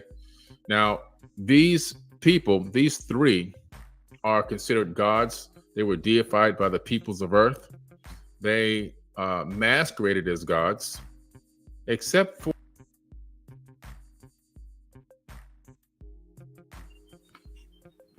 okay, so I'm just gonna give my little commentary and my belief when it comes to this type of stuff, right? So as a person that, you know, I was a believer just as much as the next person or whatever, right? And I still do believe in the overall God, because these guys still had to come from somewhere, correct? They didn't just, even though they might have came from a different planet or came from a different dimension, or even probably came from inside of the planet. We never know where they came from. They only gave us the history of what they wanted to. That's fine and everything. But we know that these were real people, or whatever the fuck they are, deities. They call them deities. Okay. The fact is, they're bigger than any of us. They're way bigger than any of us. For one, if these motherfuckers came out of the sky right now, y'all gonna get right. Everybody gonna get right. Ain't nobody challenging these motherfuckers. That's just the fact. Okay? You might look at them as gods. Everybody might look at them as gods. Now, NKNL, like he said, Anu, as y'all didn't notice, he said he's the father of these two. Let's go back just a little bit. So this means this Anu character, he would be looked at, y'all would think he was God. Because if he had two sons, but he didn't have no woman, and you be like, well, damn, how the fuck you have two sons and they two Johns? You would consider this guy as God. To the people who want, he's not God. He is not God. He's just a being that's more mightier than you. I think this is the same guy that's depicted on a lot of Egyptian writings, and he's the one that fucking holding the lion by his tail or whatever. I think he's on another depiction where the motherfucker got two elephants tied on each side of a stick. So this tells you how huge this motherfucker was. So they could seem magical to people. But this is a person what they would consider was God.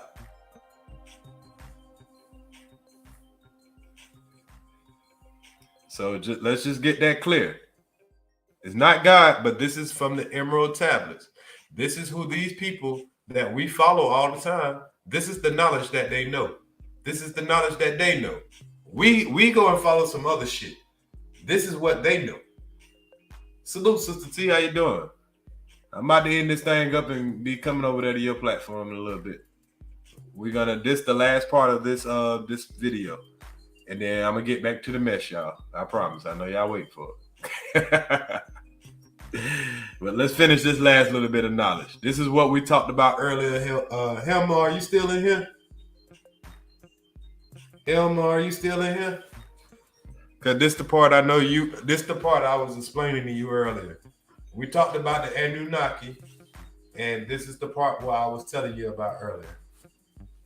So if you ain't here, Helma, this is the part where you want to take a lot of attention to. This is going to be a very important part, y'all. You're going to see all the similarities that you see in any of your religious books when you hear the story of these people. Now, if you are very religious, you might be about to get your feelings hurt right now. I'm telling you, Billy Carson just told you. I'm going to tell you again. If you are one of those diehard Christian people, you might be about to get your feelings hurt. Okay? So if you want to die hard, oh, my Jesus is my king, my Jesus is going to come save me and all that, just leave right now. You're going to get your feelings hurt. I'm just saying. All right, I warned you. And I'm not shaming anybody's religion. Let's make that clear. Believe in whatever you want to believe, but they say it's not true unless it's written in stone. This shit is written in stone. The Emerald Tablets is written in stone. The stories are written in stone. I'm just letting you know. Whether you like it or not. These folks ain't fucking spend all this time putting shit on stone just so they can come and play with your ass. They tried to pass you on some knowledge. These motherfuckers ain't trying to pass you on shit. They wanted your ass as slaves. These are the bloodlines of a lot of people that still want your ass as slaves.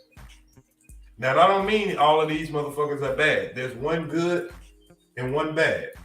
But this is what you would look at as the devil and God. When you hear this story, you're going to see where the story of Satan comes from. You're going to see where the story of Jesus comes from. You're going to see where the story of God comes from. But there's an overall, don't get me wrong, there's a higher power. That high consciousness, that thing that you hear in the back of your head, whoever made them, because they still have to follow the rules of the universe. They might be more mightier than you as a human, but there's still rules of the universe that they have to follow because they're not God. They're God to you because they created you, but they didn't create the universe. They didn't create your spirit. They didn't create your essence. That's all I'm saying. What you say, Sister T, is going deep. They're about to start fucking with you. Oh yeah, I even made some of the ops come over here and have a good conversation with me, Sister T. That was the crazy thing. D Santana and that dude that always be fucking with you, that was talking that shit about you on the stage. They came up here and actually had a serious conversation earlier today. I thought they was coming to troll me, and they came up here and had like they actually got some sense. I thought all the weapons were slow. They came up here and talked like they had sense. You got to go back and look at that last video. I was shocked. They changed my perspective on them a little bit.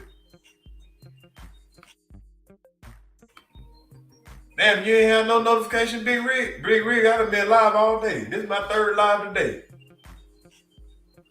Yeah, I was considering maybe do one more just to fuck with the Wabbits, but I'm gonna let Sister T do it, and I might come over there and fuck with her or whatever. I got my baby here right now, so I gotta give her some attention. So I'm gonna finish up this last one, and I might just wait for tomorrow for the next one. But I like doing information like this. I love researching stuff like this. I love learning from people. Unity being in here, putting me on game and stuff like that. And I think this probably would attract new people. I want to get rid of the Wabbits. Not fully, I'll fuck with them when I feel like it, but for the most part, this type of stuff is definitely this type of stuff interests me more than.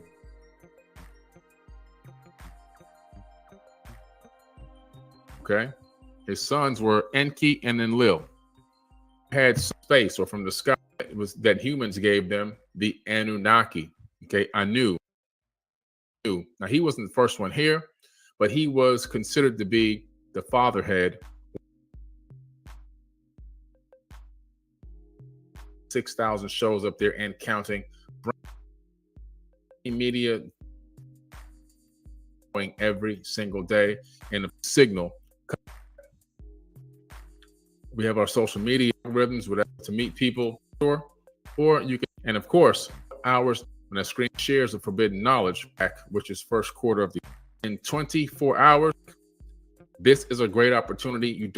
If you understand what that means, become a shareholder, click on invest and learn more. Get the offering statement, download the prospectus, whatever you want before it closes. And make sure you go to eventbrite.com. Totally free, doesn't cost you any money. On Forbidden Knowledge TV, I stream ready. And we just gave away the first giveaway in a while. Hashtag giveaway to 954-245-0086. That's hashtag giveaway to 954-245-0086. No purchase necessary. This month we're giving away a MacBook Pro. We'll get them tomorrow. So your random person will be selected, and they'll get the MacBook Pro. We just ask that you allow us to get you on a live video, take a photo, tag us, allow us to put you up on our forbidden. Thank you for allowing me to spend that time with that. Now, let's talk a little bit about the this pantheon that came to Earth. There's a couple of really interesting gods, lowercase g, that came here. The first one is Anu. Now, he wasn't the first one here, but he was considered to be the fatherhead or the Lord God. He was over the main gods that came to this planet. His name was Anu, A-N-U. Hence, the name that humans gave them, the Anunnaki. Okay, Anu. So they gave still credit to Anu as the fatherhead or the god figure. He mostly ruled from space or from the sky or from heaven, as the ancient texts say. And Anu had sons. Okay, his sons were Enki and Enlil. Enki and Enlil. Now, these two play a huge part in history and in a lot of the information that I'm talking about today. Now, these people, these three, are considered gods. They were deified by the peoples of Earth. They masqueraded as gods, except for Enki, Enki. He kind of had a certain level of empathy and sympathy for human beings. He even married a human being. He hates to have sex with human beings. He had a baby by a human being. You know, he one of his relationships resulted in a baby named Zazudra, who's actually Noah in the modern day Bible. And so that story is copied from the Epic of Gilgamesh. However, these people were not gods. They were flesh and blood people. They weren't multidimensional people. They weren't from some other universe. These were people that walked around just like we do. They put on their pants one leg at a time, right? Or their kilt, they pull it up over their hips, whatever.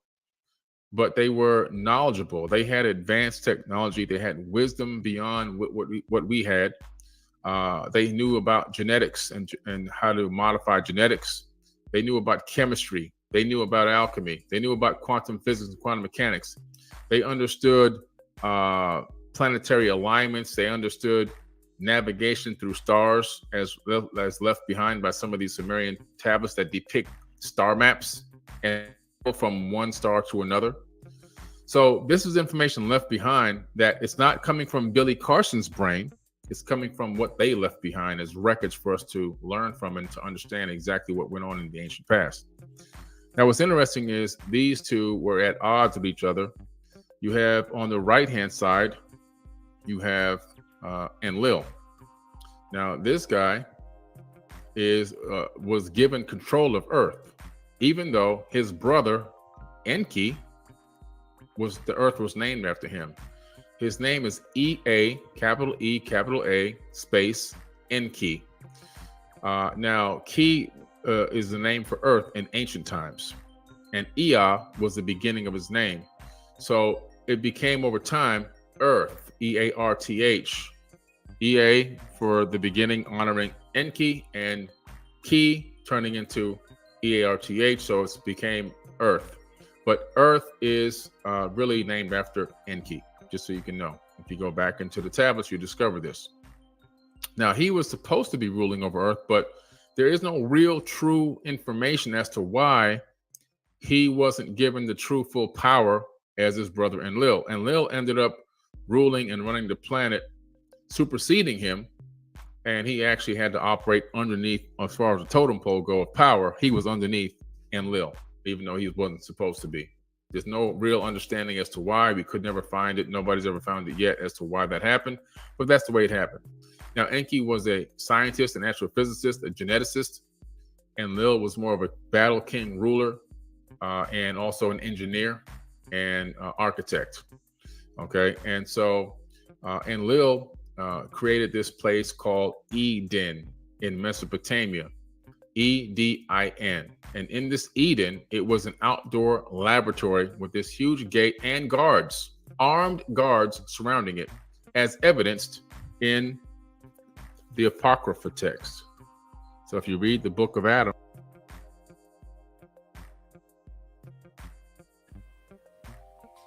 you want to come up here real quick, Helma? I see you asking that question. You're going to see the similarities in the stories. Yes, ma'am. You get it. You said, is this the parallel story of Cain and Abel? Yes, it is, ma'am. Yes, it is.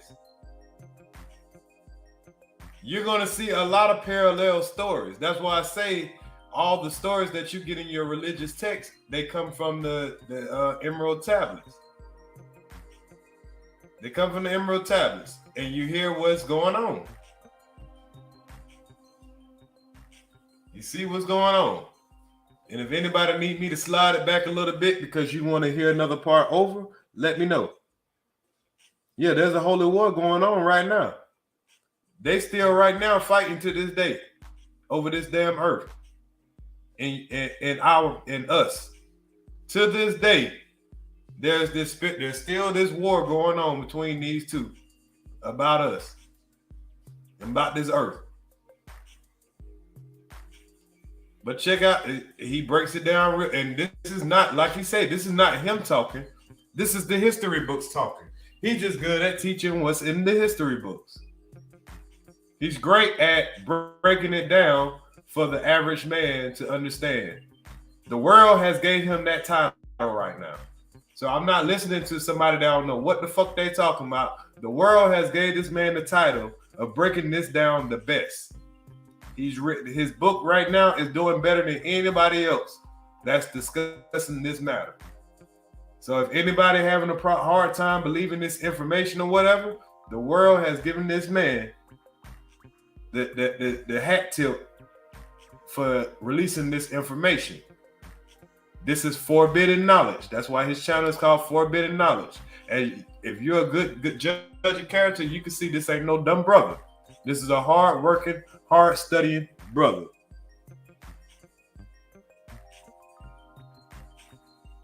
Right. And see, Inky, he was rejected by the Most High.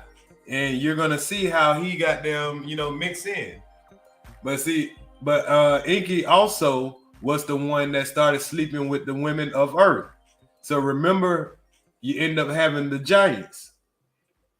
The giants on Earth came from these guys having sex with the women of Earth. But some of them ended up evil. And it goes on and on and on. These are the same stories of your Bible. This is where they get those stories from. Everybody just added their little twist and all that so you can, do what the fuck they want you to do. But there's no doubt that every story comes from your Bible, every story that comes from your Quran, every story that comes from your Torah, every book that you can think of, all those stories came from these stories. And other religions have stories also, but what y'all got to realize that those fallen angels that they were speaking of, those are just different, what they would call gods or what you would call these deities. That's why you got mythology, you got all of these different texts where it says different gods. Even in your own Bible, what does it say? Thou should not put any more gods over me. Nobody looks at that and say, hold on, what other gods, motherfucker? It's supposed to only be one God. But that's what Enlil wants you to think. He's the one and only true God. He don't want you goddamn praising that other motherfucker. Nah. So this is why you read your Bible and you be so fucking confused. You be like, hold on, who the fuck are y'all talking to? I thought Adam and Eve was the only two humans here. Where the fuck Cain and Abel came from? Or where the fuck this person came from? Or where this person came from? Y'all, you be confused as the motherfucker. You be confused as a motherfucker. But I'm gonna let the story go on because he explains it better than me. I'm gonna explain it in a hood way. He explained it in an articulate way. So I'm gonna let him do his thing. I'm gonna slide back just a little bit because I know I talked a little bit too much. That way y'all don't lose track of the story. It's a great story. And this is all facts. This man is just breaking down what's on those walls. Y'all see the walls behind them. Y'all see this is written in stone. The shit that we read in our text is written on paper. Man wrote it. The shit that we hear from, that we see on these walls, it was written in stone. That way it could never be destroyed. And you'll never forget it. That's the way it happened. Now, Enki was a scientist, an astrophysicist, a geneticist. And Lil was more of a battle king ruler and also an engineer and architect. Okay, and so Enlil created this place called Eden in Mesopotamia, Edin. And in this Eden, it was an outdoor laboratory with this huge gate and guards, armed guards surrounding it, as evidenced in the Apocrypha text. So if you read the book of Adam, you discover that there were armed guards at the gates to Eden. And those armed guards would prevent you from leaving or prevent you from coming in. Okay. And it wasn't like, hey, you can't come here. It was like, if you come over here, we're going to kill you. And you can read all of that that's a whole nother podcast. Read the book of Adam from the Apocrypha. It was left out of the Bible on purpose because it's too brutal. Adam even tries to commit suicide a couple of times. But anyway, because he's so distraught as what he figured out what happened, who they really. We're going to have to find that book of Adam. Do y'all want me to go try to find that book of Adam so we can go over that? Because I never read the book of Adam, y'all. But it would make sense that they would take that out of the Bible because they want you, because we never see Adam again. Adam disappeared, man. Adam probably got on dope and everything after what the fuck they done did to his ass. I'm gonna have to find that book of Adam. We'll see if we can find that. I'll see if I can find that tomorrow while I'm working. I'm gonna see if I can find some kind of text or some kind of audio book that has the book of Adam. Because if you don't know these things, you don't know to look for them. You could probably find whatever information you want. You just gotta know what to look for. If you don't know what to look for, you'll never look for it. It'll pass you right by.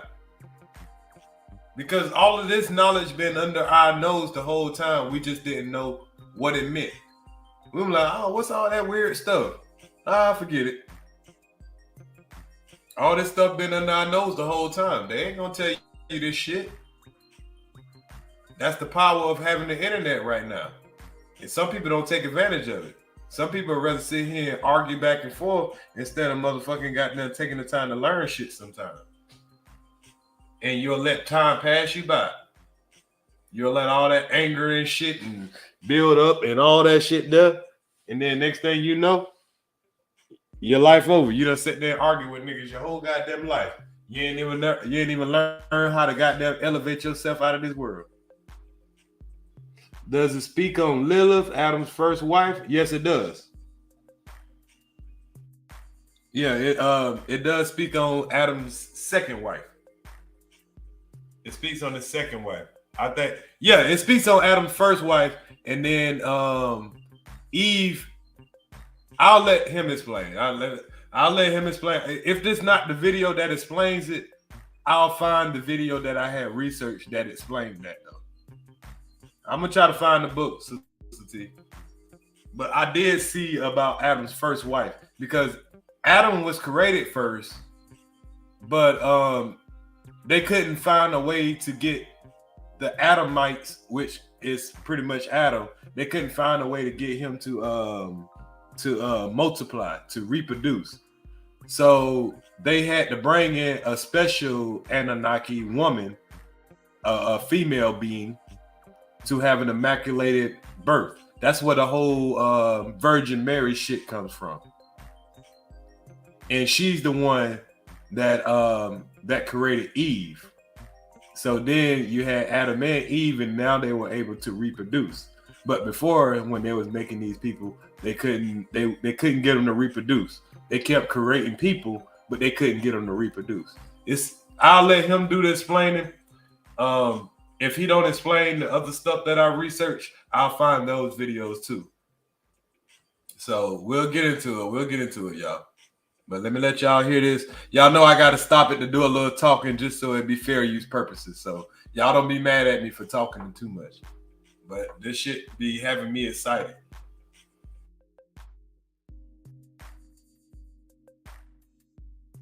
They were. That's in the Apocrypha text. You can get the complete Apocrypha, or you can get the PDF files online. I typically don't like downloading PDF files from the internet because you don't know what's been altered. I like to get the actual physical book in my hand. That's what I like to do. Okay. And so you have these two guys here. Eden's been created. And you have a lot of these beings coming through in and out that they've been working with creating. So they started with cloning the existing hominid on this planet and using this cloning technique, which would create a worker, but then it would fail because the worker would die early, would die rapidly. And also the worker could not reproduce, right? It's like trying to make once you made a donkey or a mule with a horse, the offspring can't have any babies. So whatever splicing technique they used to do this, the failure point was that they couldn't reproduce. And it was a lot of work to keep creating more and more of these offspring the manual way. So they came up with an idea. Their sister did actually. She said, you know what? Tell you what I'm going to do. I'm going to take the baby to term myself. So that was the solution. So what she did was she took one of the hominids from the captured people that were in the Eden, right, in the laboratory. She took an egg out of the woman and added the essence to it, which means they probably genetically modified it or added some DNA or whatever they did. She made a zygote in modern terms, what we would call a zygote, inserted it into her womb during her menses, and then took the baby to full term, 10 months, according to the tablets, 10 months.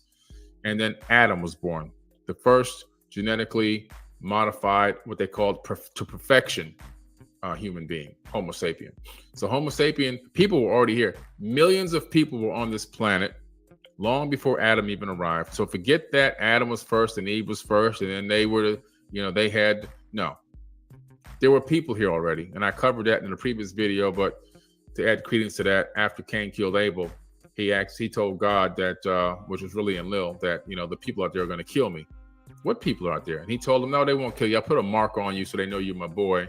And by the way, when you get out there, you'll find your wife. So there were people already here. Many, many, many people. Adam was just one of the very first genetically modified to what they call.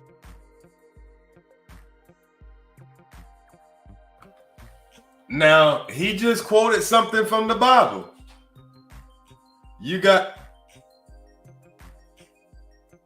He's missing a lot. We ain't going into that.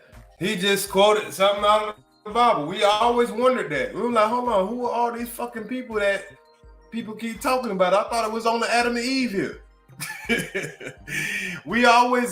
Everybody's always asked that question, right? You say the descendants of Eve are the South Africans. They called the Sun people. Okay, that's what's up. I did not know that. I'm gonna research that a little bit more. I think I've heard that before though, Unity.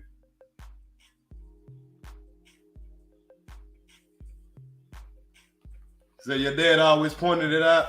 I don't know what Dr. Waltz from Chicago is talking about. He's talking about Billy Carson is missing a lot of what's not in the books. The man is going over directly what the fuck is in the tablets. Fuck the books. You ain't been here long enough. We're talking about the tablets. Fuck the books. This is before books was created. You can tell when a nigga come in here and just want to goddamn, do some extra shit. We've been talking about tablets for the last 2-3 hours. And this nigga coming here talking about books. We going way before books. Way, way before books.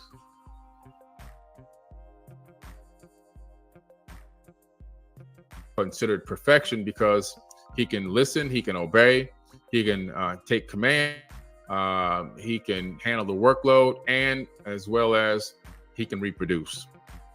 That was important to them, okay?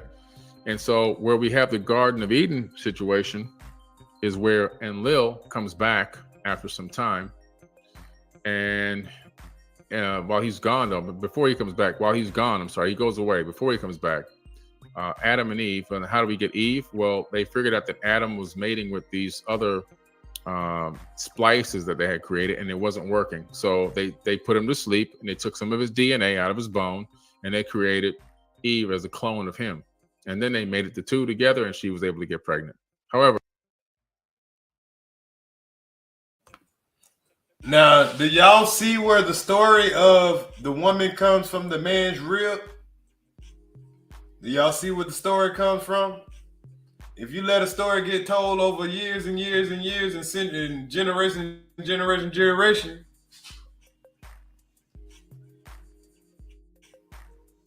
if you let stories get told over generation, it's gonna change. It's gonna change. I'm gonna rewind that back just so y'all can hear that again, just to let it get a little thoroughly in there. Bro, we ain't asked you about your knowledge in the books. If you wanna go have your own panel and talk about it, go do it on your own panel. Don't come in here disturbing my damn chat. Everybody in here is learning. Nobody want to hear nothing from nobody in the chat.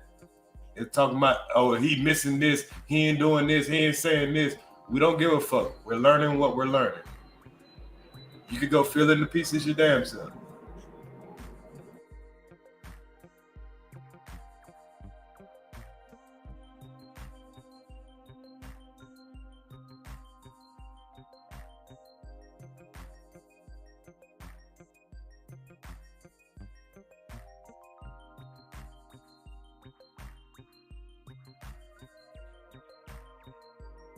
Video, but to add credence to that, after Cain killed Abel, he told God that, which was really Enlil, that, you know, the people out there are going to kill me. What people are out there? And he told them, no, they won't kill you. I put a mark on you so they know you're my boy. And by the way, when you get out there, you'll find your wife. So there are people already here. Many, many, many people. Adam was just one of the very first genetically modified to what they considered perfection, because he can listen, he can obey, he can take command, he can handle the workload, and as well as he can reproduce. That was important to them. Okay. And so where we have the Garden of Eden situation is where Enlil comes back after some time. And while he's gone, though, but before he comes back, while he's gone, I'm sorry, he goes away. Before he comes back, Adam and Eve, and how do we get Eve? Well, they figured out that Adam was mating with these other splices that they had created, and it wasn't working. So they put him to sleep, and they took some of his DNA out of his bone, and they created Eve as a clone of him. And then they mated the two together, and she was able to get pregnant. However, they were in the Garden of Eden, which is an outdoor laboratory setting. They had timed mating sessions. It was like you were cattle. It was timed. It was, okay, now it's time for you to go mate. Okay, go back into your area. Things like that. And they started mating him and other people they had created, like bucks, right? It's just like from the slavery times. Well, anyway, Adam and Eve are in the garden, and they're talking to the serpent. Now, you have to remember, in ancient times, the serpent represented wisdom, understanding, knowledge. It had nothing to do with evil.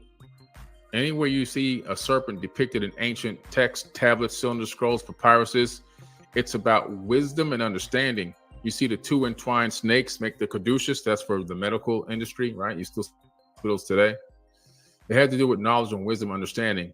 And so the snake that came into the garden was actually Enlil's brother, Enki. He felt bad for the humans, and he wanted to talk to Adam and Eve and let them know that they were nothing less than them, that they had the same consciousness, they had the same possibility of ascending to higher levels of consciousness and understanding, that they weren't animals, and that they themselves, who ruled over them, weren't even gods. Hold on one second, guys.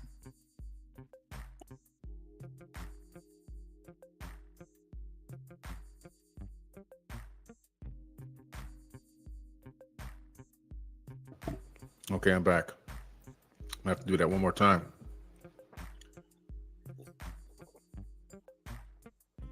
That they themselves weren't even gods. Okay, pretty interesting. And what that did was that caused a firestorm in their brain. They were like, wait a minute. We are like you. We're not animals.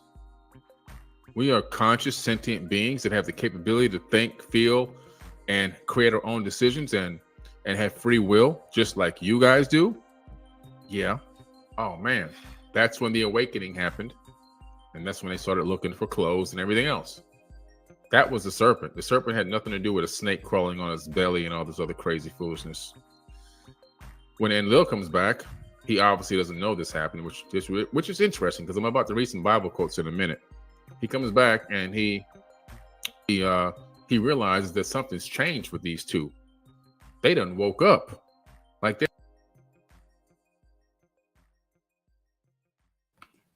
Now, I don't know if it's just me, y'all. I don't know if it's just me, but a lot of people were confused as kids or whatever when you heard that a damn snake came in there and a snake could talk. The snake had legs, was walking and talking, and came and told Eve to eat a damn apple. Because God forbidden her to eat the apple. Now, if you can believe that goddamn story, you can't tell me you can't believe that story. Goddamn. If you was believing the damn snake was walking and came through and started talking and told Eve to eat the apple and she went and did it, if your pastor told you that shit and he didn't break it down to you, that they were talking about knowledge, that the text, when they were speaking of a serpent, they weren't talking about a damn snake. They weren't talking about a damn snake. It makes more damn sense. Because we always heard a whole bunch of shit that ain't make no damn sense. Yeah, these niggas always in here want some fucking attention. Y'all niggas act like hoes. Get your ass out of here, nigga.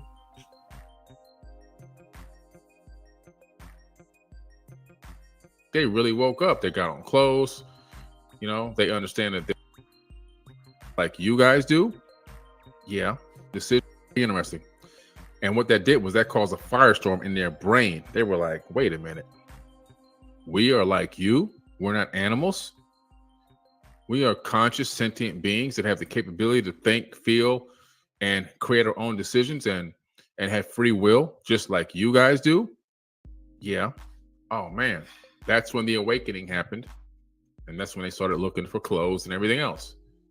That was the serpent. The serpent had nothing to do with a snake crawling on his belly and all this other crazy foolishness. When Enlil comes back, he obviously doesn't know this happened, which is interesting because I'm about to read some Bible quotes in a minute.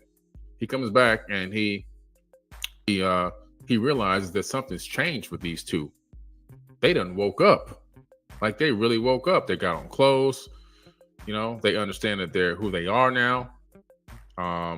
And so he gets pissed off. He gets pissed off at his brother because he realized his brother spoke too much, right? He violated their little rule, right? You know, don't engage with them and give them the wisdom and knowledge of who they really are. Just masquerade as a god so we can keep them under control.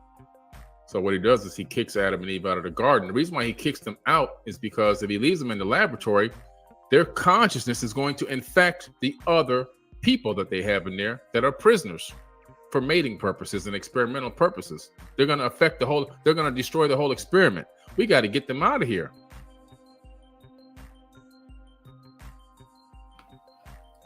Now, ain't that kind of what goes on today? When you get a brother that comes around and he has a little bit too much knowledge and he starts raising the consciousness of the people around him, what they do to him? What they do to him? They gonna get rid of your ass. If you in a room full of people, say you at school or you at work or something like that, and you got a room full of workers, you got a room full of niggas that don't think, and then you have that one nigga or that one female, whoever, that think for their damn self, and they start going around telling you too much shit. Ain't that's how they treated the slaves? You always had that one smart nigga, and they were like, oh, the hell nah. That learning shit is contagious. I need you to stay dumb so you can stay working.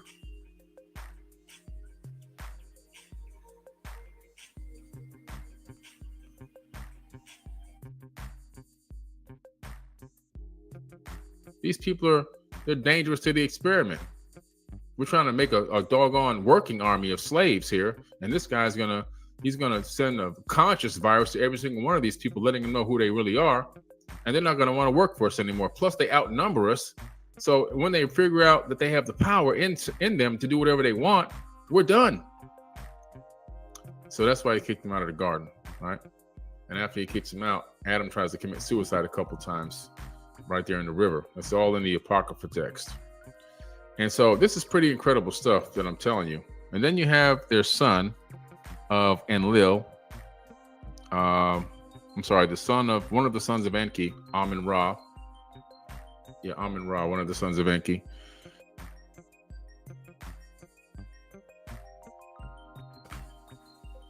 Now, Amun-Ra, Amun-Ra. This is another key figure in a lot of history books. Because a lot of people think Amun-Ra is God. A lot of people think Amun-Ra is God. I know y'all have heard this before. But he is the son of Enki. Enki is the one that gave us the knowledge, that told us, hey, you know, y'all are the same as us. Now, y'all got to remember that these are regular people. Well, they're not regular, but you know what I'm saying? They're not gods. But to you, they might seem like gods because they just create a version of you that can reproduce. But they want to reproduce you to be their slaves. Salute, Sister T. I'll see you later.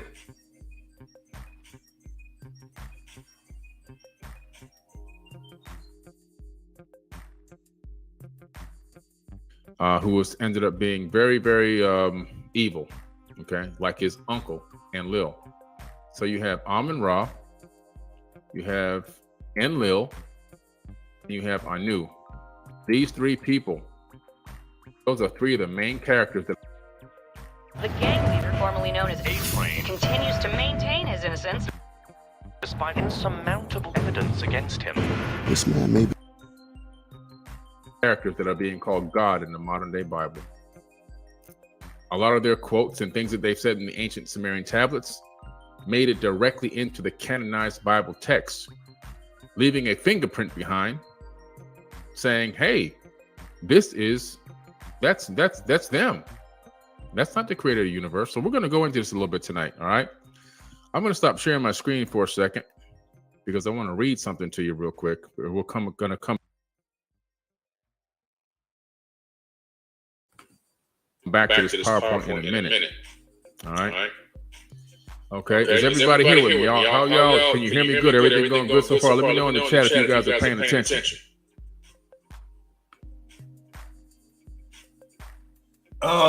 And I had already learned this. I think I'm not sure if this is the video, but I think he's gonna mention this. But I had already learned this years ago. Amun-Ra wanted to be God so bad is when you pray to God, what's the last thing you say after you pray? He's the one put that out there. What's the last thing you say after every time you pray?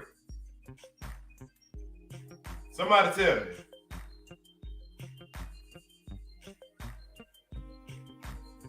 He's bruh, man, Mr. Chick is the most high. Oh, my bad, Sister T. I thought you were saying you was leaving. You got it, Deron. Amen. Amen. Amen.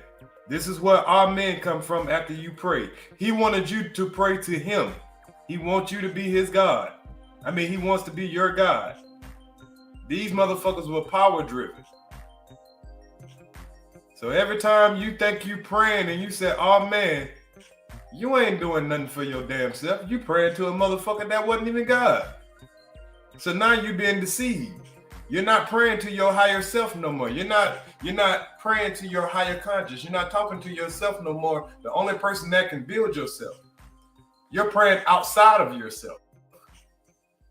This is a way to keep your ass into this goddamn mental trap.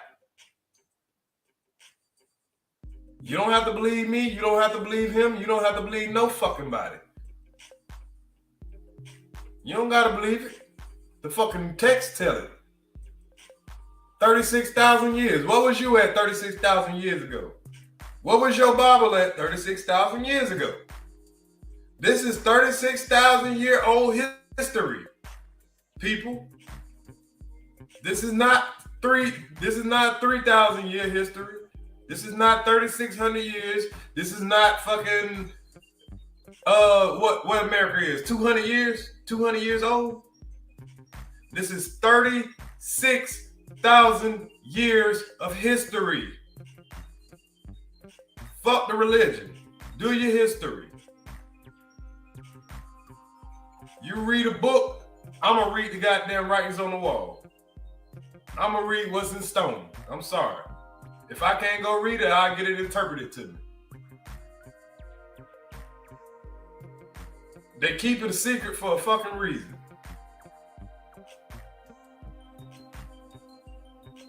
You'll never raise your damn consciousness, nigga. Keep praying to me, nigga. As long as I'm reincarnating, I'm somewhere around here. As long as I hear you keep saying my damn name, I know your ass ain't going nowhere. I ain't gotta come and pay no attention to you.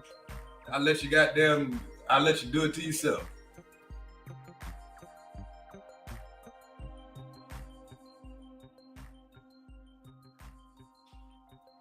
Somebody say Christ is king. We're gonna find out.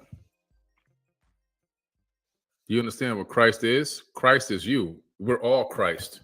And until you understand that, you're going nowhere. We are all the Christ. Jesus never said he was coming back. He said the Christ would return. And by that, he meant the consciousness, the Christ consciousness, the understanding of wisdom and ascension knowledge comes back and returns in every single person's mind.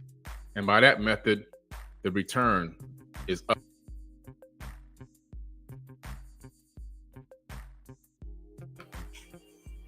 Now, that is deep right there. Because you always have people say, oh, Jesus gonna come back to save us, and this is where we are hurting ourselves at. Because we all think it's somebody coming back to save our motherfucking ass. He ain't the first scholar that I've heard teach this. Christ, when people are giving Jesus, they'll say, Jesus Christ, that was his last name. Jesus Christ, that was his last name. Shut your dumb ass up.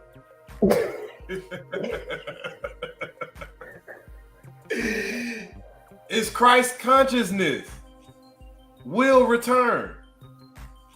Go in that Bible and find where that man said, yeah, I'm going to be back. He came back. Why did he leave again? Do that make sense? To come back and then what happened? Did they kill him the second time? If he could come back, why not just keep coming back? Why not just live forever? If you can come back. A lot of shit don't make sense and we don't even ask the damn questions. We just like, all right, fuck it. I go to church and I feel good. Shit. Let me just spend this money. So what you think, Helen? Am I saying your name right? No. Okay. I don't want to hear your name. I'm sorry. It's okay. It's okay. It's Halima. Halima. Okay, Halima. I got it. You got it. I'm saying Helma. No, Halima. That's a big difference, girl. Yeah. Okay. So what you think so far?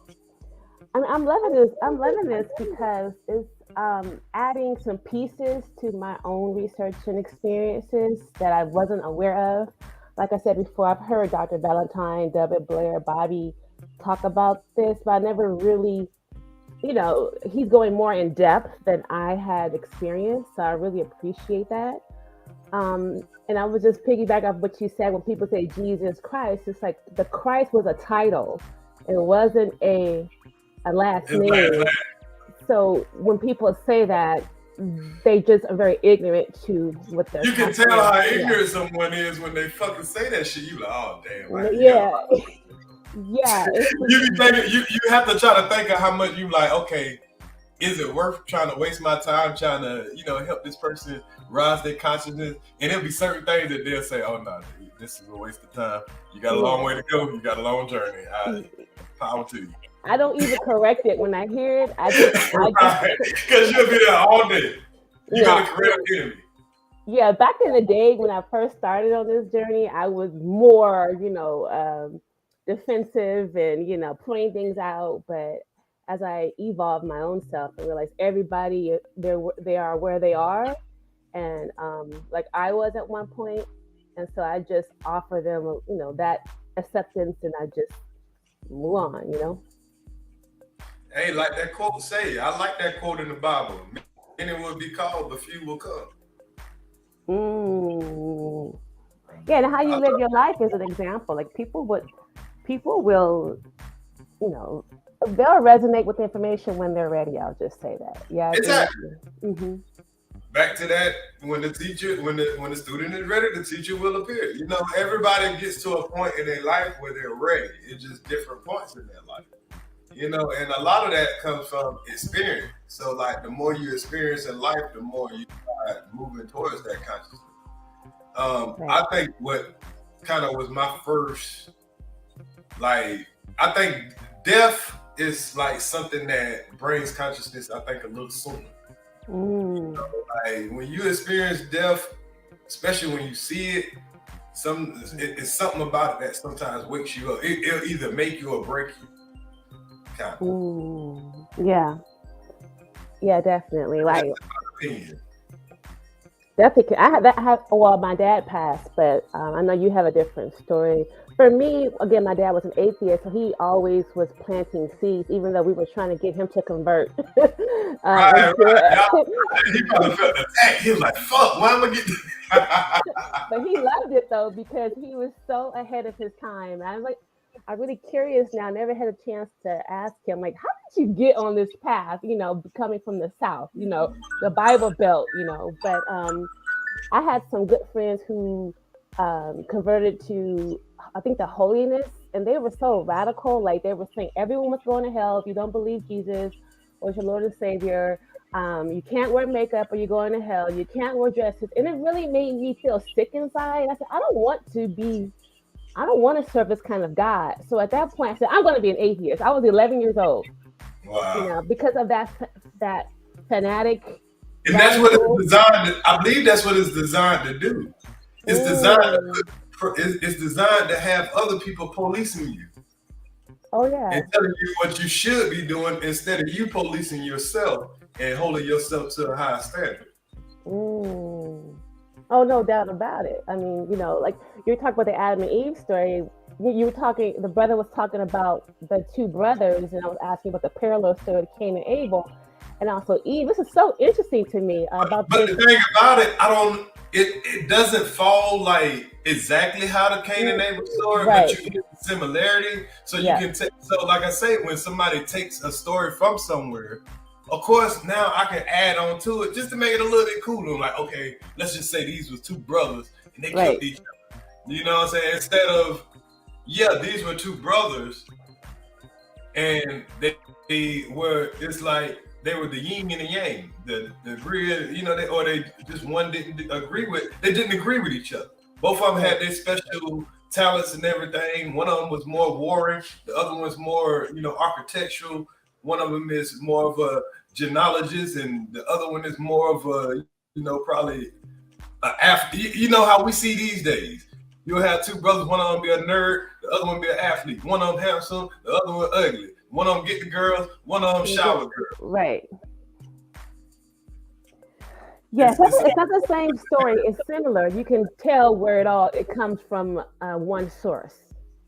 You can tell it comes from one source. And even our holidays, you can hear the stories of how they created our holidays. Like when it's saying that when it said Inky and Leo's sister, which we didn't hear about a sister in the Sumerian tablets. So this tells you that, but we did hear about all of these deities that came down. So that gives you that fallen angel story also, right? Right. Mm-hmm. Okay. And then you're seeing the stories of even Inky marries a human, and you know, and they're having sex. So all of these motherfuckers are down here having sex with humans, and that could be something that could be different in universal law, because that's like saying, okay, me, you, and a donkey are two different animals, right? But you both are made by the Almighty God. You ain't supposed to be fucking that donkey. Right.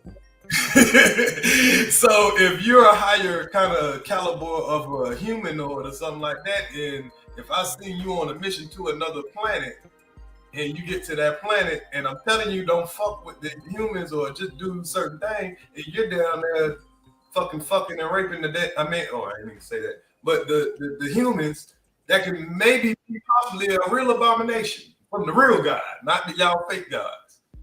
So these type of things could be punishing and because remember, there were stories of giants and all this stuff, and then why would somebody want to get rid of that?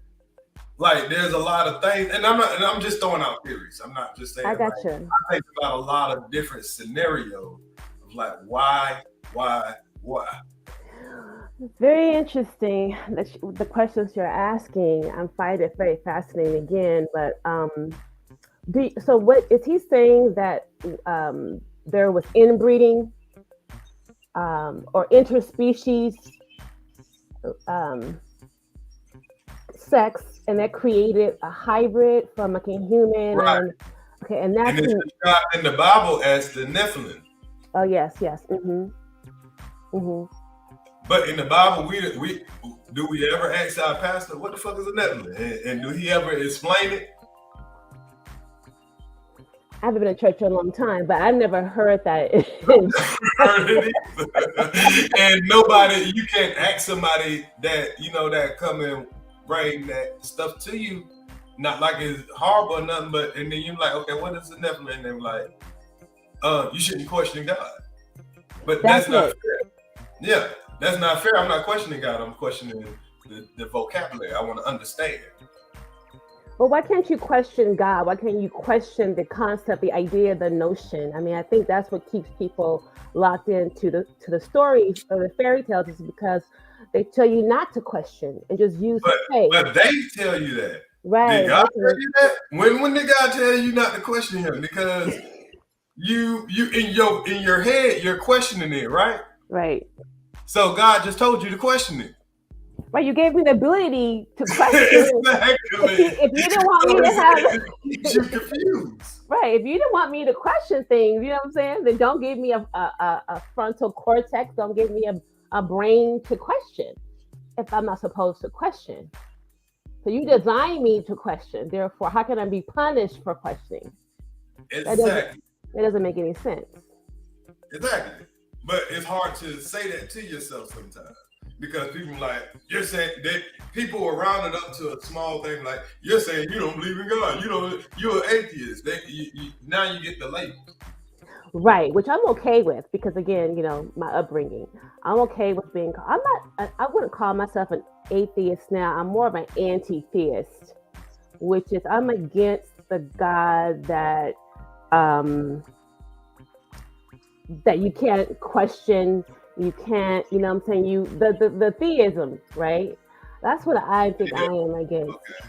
Like the free thinking, not the creator, not the supernatural, not that creator that I'm speaking of, but the God that man created with his own attributes. We have to say that, we have to see that as well. We put human attributes onto God. Like God is a God of jealousy. God is all this stuff. How do we know? How do you know what God wants you, like what kind of a nail polish to wear, what kind of sex you should have, and why is God a part of all of this? I mean, those are my questions. Well, I ain't never seen a lion trying to tell another lion what the hell to do. So, I don't even. I just go off of what the back of my head tells me. Instincts, right? You have an instinct and intuition. So when people try to control you with these ideas, how could you even know? The things that they say about God wants you to do. How do you can't possibly know? And I know that you couldn't. You know what? We're gonna answer some of those questions. I want you to stay up here. I'm gonna play some more of this video. I mean, he's not literally asking, but you can. When you hear certain things, it answers questions for you. Just like how I break down my videos when I'm even talking about rabbits and shit. I don't have to tell you what the thing. I just play what it is, and the facts should tell you. That's how I feel anyway. But, you come to your own conclusion. Mm-hmm. Right, you come to your own conclusion. So I'm gonna play a little bit of this, and then we'll talk about it. And we just tell our theories. I tell my theory, you tell your theory, and that's all we can put out there. That's all we can do. Just my opinion. Yeah. We're living through two different experiences, but we're still all experiencing a human experience, right? Through a spirit, through a collective consciousness. Absolutely. When we, as a collective, as a people, I ain't talking about just black people. I'm talking about as a world. If we all stressing and warring and angry and shit, fucked up shit gonna start happening. But when you keep that good energy and shit, good stuff gonna happen. Let's see what happens. Let's just see what we hear. The kind of what's in the atmosphere, what that type of stuff means. Because we've heard the whole energy thing. Right. And he's been explaining a lot of energy. And if you get more into his content, he explains a lot of chakra stuff and all that stuff like that. And I've heard a lot of these things also. Yes. Mm-hmm.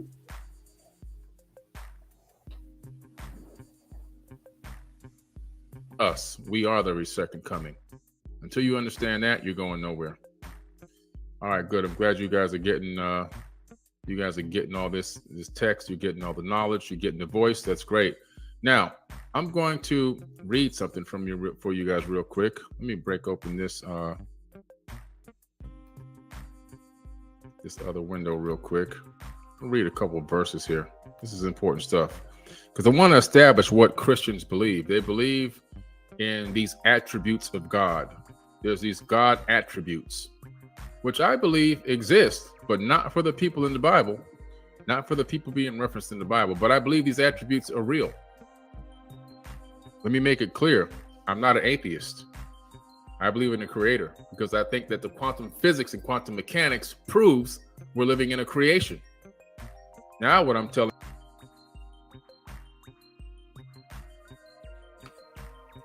you see where I stopped at? Because I felt like without you seeing this, have you seen this video before? Never. I know. You see what I mean? Yeah. Mm-hmm. Good night, Sister T. Are you for real this time? Because last time you tricked me. Good night, Sister T. Check the replay when you get back at the about where you stopped at. This is a good one.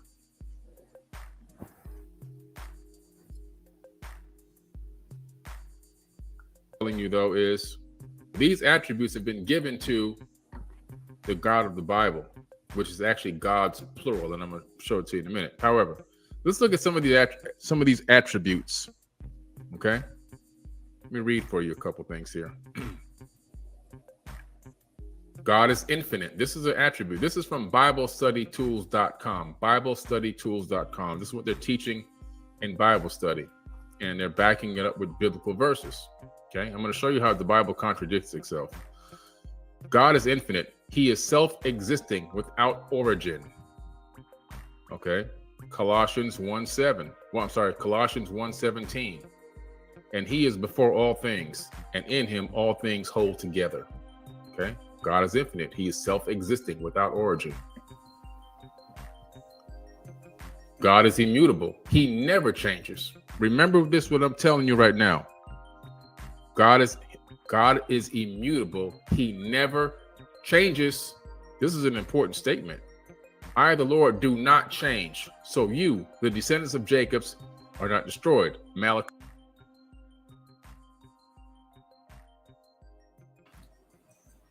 Now, what I want y'all to keep in mind also, because I think I forgot to tell you the name of the title of this particular video. Did I mention it? I'm not sure. Okay, well, I'm gonna mention it because I think it's very important. Okay, everybody, the name of the title of this particular segment is called "Could the God of the Bible Really Be Satan?" Asking it as a question. So that way I'll put in context of what he's talking about right now. Is there a difference between Satan and Lucifer? I think Lucifer. I don't want to answer, but okay. I'll make you get the answer to it. Okay. Okay. Because I don't want you to say I said it. But I point you to some sources. But anyway, got you. All right. Malachi 3:6. I, the Lord, do not change. God is specifically saying he doesn't change, and he's calling himself a he, and they're calling him a he. Anytime you attribute gender to a creator of a universe, there's a major problem. That should be the first red flag when when you call them the creator of a universe by a gender. That's really not too good, in my opinion.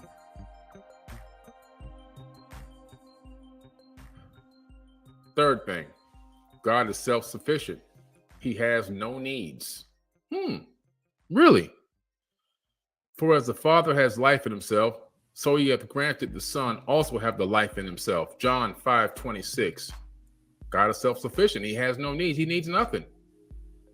This is also important. Remember this. Remember what I just said here. These are all attributes being taught every single week in Bible study. God is omnipotent. He's all powerful. Really? By the word of the Lord, the heavens were made, their starry hosts by the breath of his mouth. Psalm 33:6. He's omnipotent, all powerful. All powerful. Another very important thing to remember. These are all important things to remember, what I'm telling you here. Make sure you remember these, because we're going to see some things that contradict every single one of these attributes. It doesn't make any sense to me. In the Bible, the same exact Bible where these verses came from. God is omniscient. He's all-knowing. Remember the former things, those of long ago. I am God, and therefore is no other. I am God, and there is none like me. He's all-knowing and omniscient. He says, from ancient times, what is still to come, my purpose will stand, and I will do all that I please. Isaiah 46, 9 through 10. Okay. God is omniscient, which means he knows everything. Okay, he knows everything.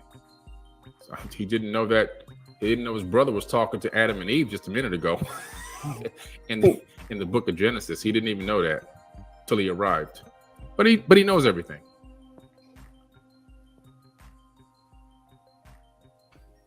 Now, disclaimer again. He's only talking about it. He's asking the question, is the God of the Bible really Satan? It's just a question. See, that'll make a lot of Christians flip their hat, just even that question. Right. You know what I'm saying? That's blasphemy. That's all. Like, is it safe to ask that question? Because those quotes always have people suspicious, but you're so scared to question. Because why would God need even a book, in my opinion? But I believe it's in your essence. Ooh. But hey, a book is fundamental, so I get it.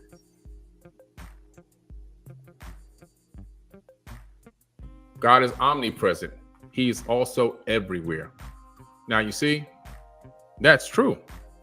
The real God, but not the one in the Bible. You know why God is everywhere? Because every atom in your body it contains the spark of the creation. So every single person, every single atom and everything, which means the table, this microphone, my computer, the room I'm in, the house I'm in, the carpet I'm sitting on, everything here has atoms, which means it's all God. Everything is God. And by that method, God is everywhere. But they're referencing it as this omnipresent being called he with gender that seems to just be everywhere. Right. Interesting. Psalms 139, 7 through 10 will tell you that statement. God is wise. He's full of perfect, unchanging wisdom. Remember this, unchanging. It never changes. Romans 11:33. Oh, the depths of the riches, both the wisdom and the knowledge of God. How unsearchable are his judgments and how unfathomable his ways. Romans 11:33. Remember these now. Remember these attributes, guys. God is faithful. He is infinitely, unchangingly true. Know therefore that the Lord your God is God. He's the faithful God, keeping his covenant of love to 1,000 generations of those who love him and keep his commandments. Deuteronomy 7:9. Well, we're going to be looking into Deuteronomy real soon here.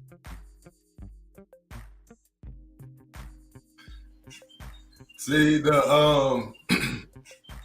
and when he gonna land, I ain't gonna lie. When I first heard this shit, I was like, boy, you better have a good fucking point here. You know what I'm saying? Because a real Christian boy, they bowling right now. They boiling. But these are all the hit points that you would hear at any gathering. You know what I'm saying? At any you know what I'm saying, good church, at the church meeting or whatever, this and that. They'll give you these great points right here and skip around all the bullshit. I mean, all the other stuff. That'd be my issue. But I know a Christian is a good person, they're good at heart. They just so in fear at the time. They're so scared. So it was like what we was talking about earlier with that fear thing, I believe. Oh, no doubt.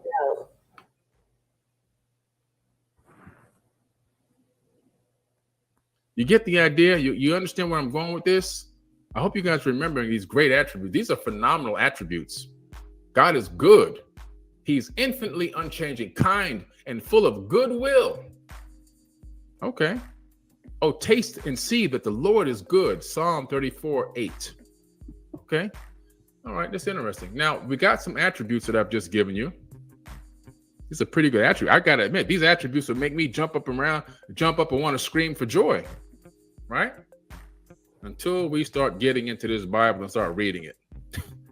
And then everything falls apart. Until we get into this thing and start reading it and it all crumbles. Is there good stuff in the Bible that you can use in your life? Yes. I do not deny that. There's good stuff you can use from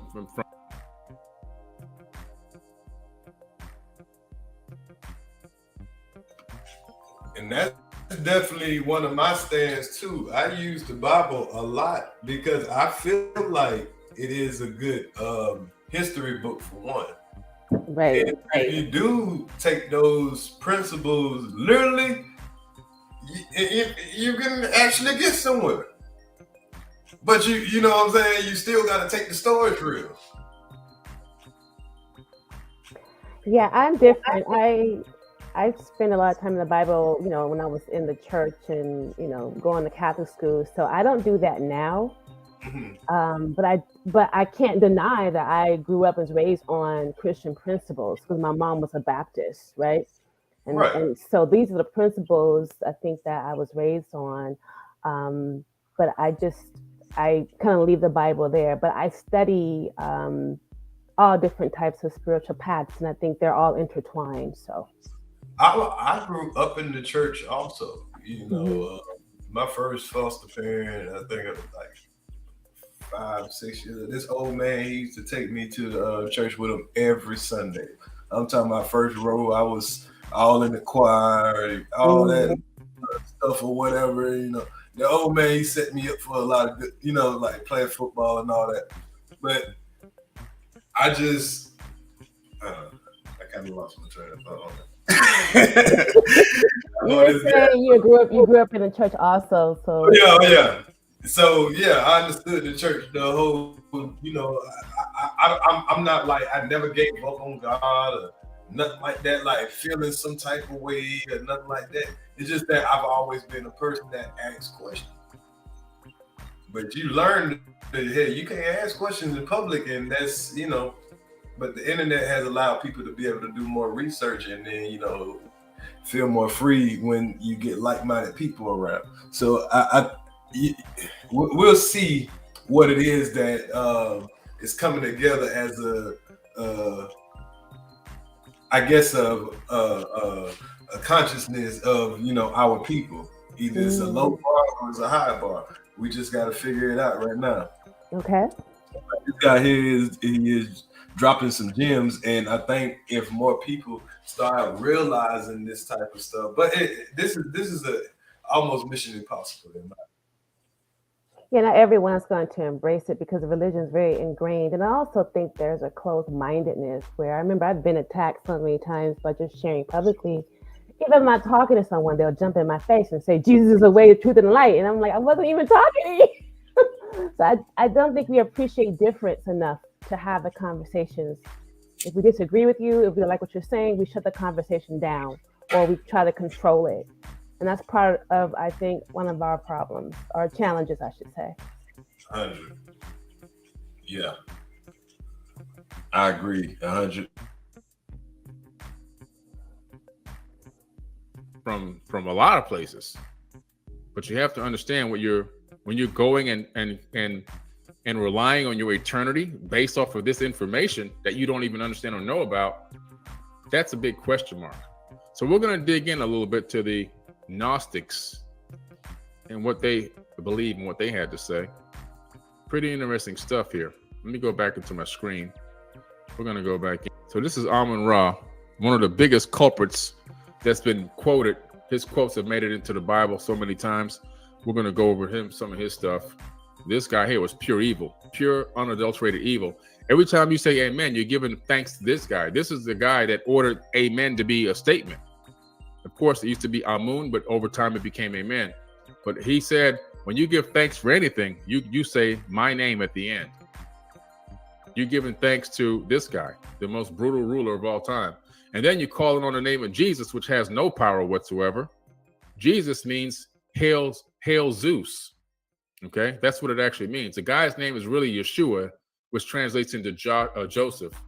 It's not even close to this Asus, because the J was recently added within the last 100 years.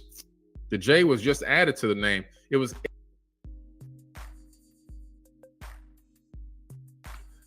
So when these things get said, instead of getting looked at as, okay, and speaking of fact, because if we just go back in history on what is what, it should be like that. But most people would just get very upset. Mm-hmm.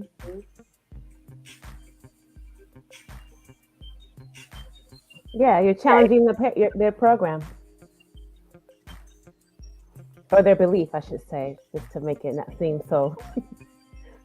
Right. But yeah, any belief, if you challenge one of my beliefs, I might fight you on it, right? But anytime you have such an ingrained belief about God and your religion and the wars, this is what's interesting, is that people would kill over so many bloodshed has been shed, so much blood has been shed in the name of Christianity, in the name of Islam, in the name of religion. Yeah, just religion altogether. Any kind of organization, any kind of sometimes it ain't even religion, just ganging up here. A dogma, like if you said if you said the earth was flat at a certain point or round, you could be exiled. Right. You don't got to be a part of something, but you can just say the wrong shit. And that's it. But just, think outside the box, and now you got to get exiled out of everything. You're right. Anyway, let's see the receipts. If the brother got some receipts on Amun-Ra. Asus, and that Isus, and that means hail Zeus. Has nothing to do with calling on the creator of the universe. That's why when people call on the name of Jesus, nothing happens. Now,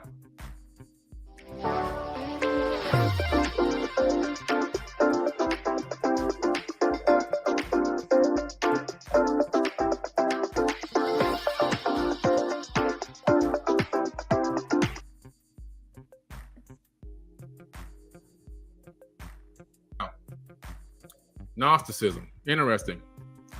Gnosticism is the belief that human beings contain a piece of God, the highest good, or a divine spark within themselves, which has fallen from the immaterial world into the bodies of humans. All physical matter is subject to decay, rotting, and death. So Gnosticism believes, what I believe, is that every single thing that exists in this universe has the creative spark of God itself in it. And by that means, we are all God walking in the flesh, period. That's what it means, okay? And now what's interesting about that is, you look at this book, you get these ancient scriptures, the Nag Hammadi, okay? The Nag Hammadi scripts. Now, this is some incredible text. I have the revised and updated translation of sacred Gnostic texts. It includes all the codices in it. All the codices are here. The Nag Hammadi.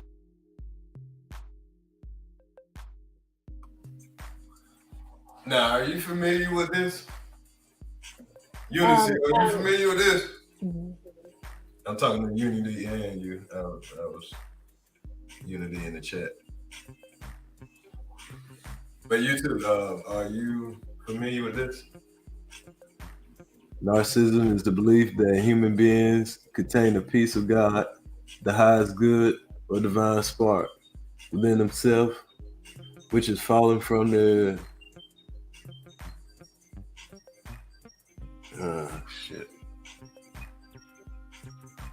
immaterial world into the bodies of humans, at physical matter and the subject to decay. Yeah, I'm familiar with Gnosticism. That was a book that he shared, though. But Gnosticism, yes. That's the book. No, he showed a book that he was going to refer to. I had never heard of that book, but I am aware of Gnosticism. Yeah. Commodity scriptures. Pretty interesting. The non-commodity codices, the non-commodity library, is a collection of 13 ancient books. This is actually 13 books in one right here. 13 ancient books called the codices, containing over 50 texts, was discovered in Upper Egypt in 1945.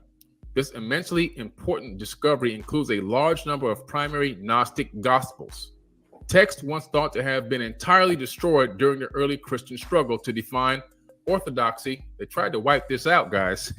They didn't want you to get your hands on this information. But guess what? The light always wins.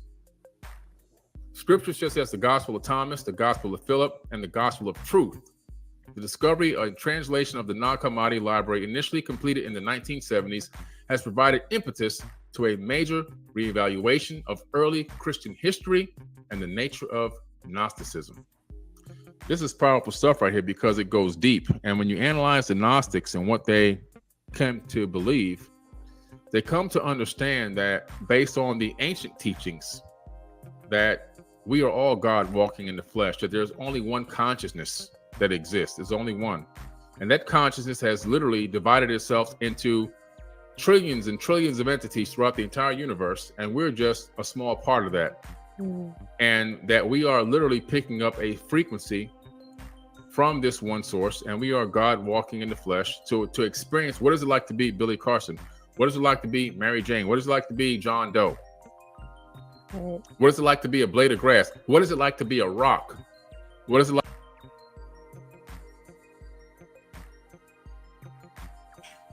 Now, I always had that weird theory my damn self. I don't know if you have. I'm like, man, what if, when you pass away, your energy shift over to a bumblebee or some shit? I mean, you gotta live a life of a bumblebee. Would you be cool with living like a bumblebee for a little while? Oh yeah, absolutely. Because I think it's all experiences matter, MATTR. So yeah, absolutely. I mean, what's a lifespan of a bumblebee?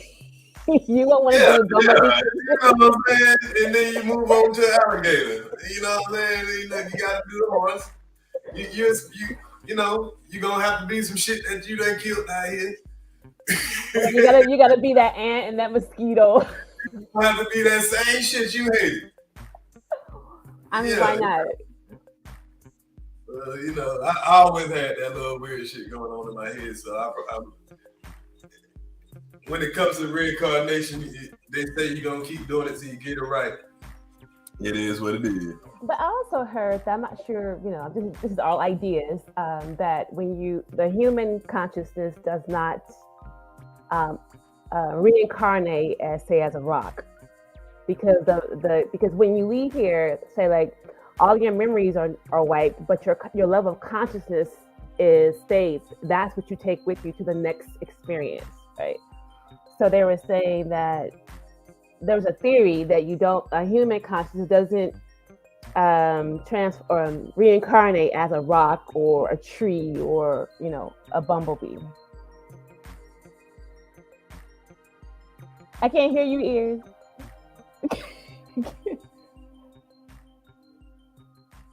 You're muted. I said, if you come here, you're gonna have to come back as a rock. Man, you gonna be here for a long ass No. time at a rock. Damn, that'd be like that's like some kind of hell or something, ain't it? Oh, so that's something I wouldn't want to do. I'll take the bumblebee and not the rock. It'll be a long time. Yeah, you done did some fucked up shit. Your next life you come back, you be a goddamn big ass rock in a hot ass desert. So your next fucking trillion years, you gonna sit your ass right there and get burned by the sun. It would be interesting to see, do we reincarnate to the very thing we judge harshly in this life? Could be. Because, by his theory, like I said, everything is God. It's all in consciousness. Mm-hmm. So if you gotta let your consciousness slip down and then you die and you coming back and you let it slip down again, what can you be? Like you say, you might jump over to an ant next time. You never know. Yeah, let's play it. Man, I'm just having fun. But salute to the chat, man. Everybody, we just, we going over Billy Carson's "Could the God of the Bible really be Satan?" And he just asking the question. And I feel some type of way asking that question, man, because I got a lot of Christian friends, but I hope it let everybody come to the light. I ain't saying they wrong. I hope they don't be trying to, judge me. It's just the truth is the damn truth. Like to be the atoms in a microphone because every atom is conscious. We know this now because of quantum physics and quantum mechanics. We know that the double slit experiment proves that everything exists as a wave and then is collapsed into a solid structure based on conscious observation. Right. And that the electrons orbiting those atoms make a decision to collapse into a solid structure from a wave based off of that. So they make a decision. That's consciousness. All electrons are conscious. And the Gnostics, they knew this thousands of years ago. They also had a understanding of a lot of the sources where a lot of the biblical text came from. And they knew that a lot of it was copied from deeper ancient texts and was cultivated and put together in a way to dominate and control the masses, control mankind. Because of their belief of spirituality over religion, they used to be hunted down and killed. So they have to hide in caves to even study and practice this incredible ascension wisdom and ascension knowledge. Let's take a look at why they believe this religious version was wrong. Let's take a look at this. This is something you're not going to get in your Bible study. They're just not going to teach you this. They're just not going to give this to you. Because they know when you get home, you ain't going to look it up. Because you know why? You're lazy. You're lazy. You're going to go to the church. You're going to sing a couple of hymns. You're going to jump around, yada, yada, yada, put the money in the plate, go home and lay down and watch the world burn. That's what you're going to do. You're not going to contribute anything to making this planet better. You're going to focus on making money, and you're going to focus on going to work. and that's it. That's your two things: paying bills and going to work. There's nothing else for you to do.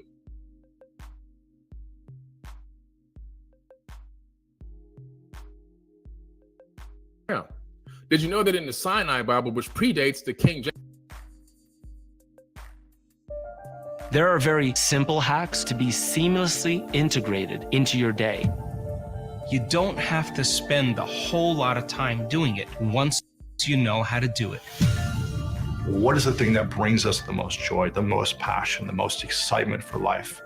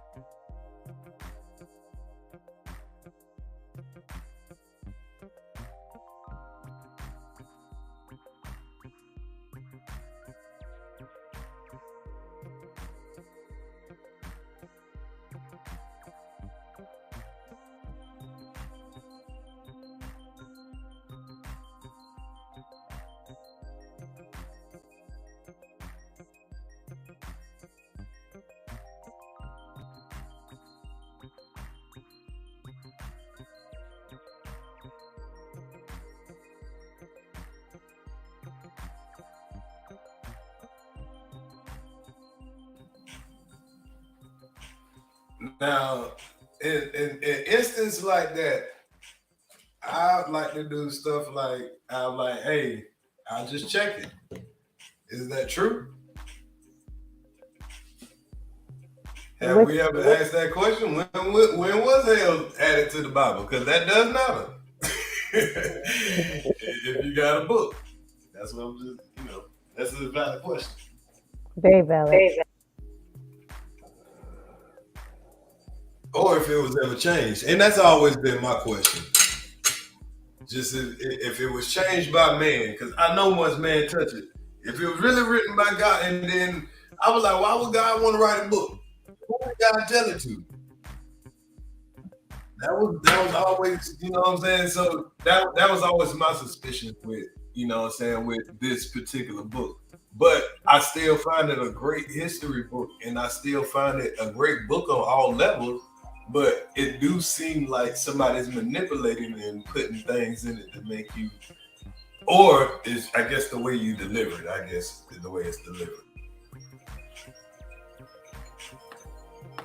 But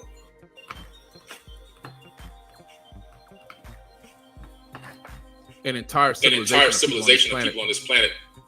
Christianity was spread on the planet by hate, by murder, by killing, and by rape. It wasn't spread by love. That's how they did it. They went to all these indigenous tribes, and then they said, okay, you guys are going to follow this, or I'm going to kill you. I'm going to take your chief out here, your bushman, I'm going to torture him in front of the whole crew, in front of the whole family.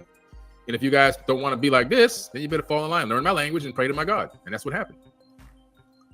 I'm going to read you some top 10 signs that you're a fundamentalist Christian and that you've been hoodwinked and that you're really fallen into the deception. You vigorously deny existence of thousands of gods claimed by other religions, but feel outraged when someone denies the existence of yours. You feel insulted, dehumanized when scientists say that people evolved from other life forms, but you have no problem with the biblical claim that we were created from dirt. When I tell people that the Anunnaki genetically modified the existing hominid on this planet and they're Christian, they go crazy. No. You laugh at polytheists, but you have no problem believing in a triune God. Okay? You don't have any problem believing in Trinity.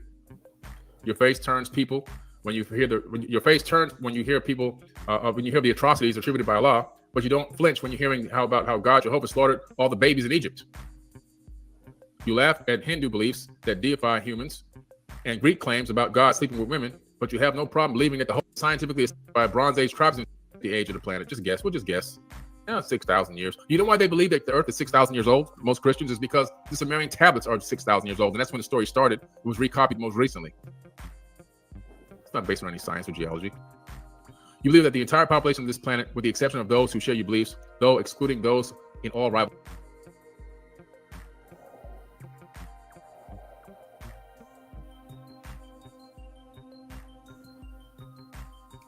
You're muted, ears.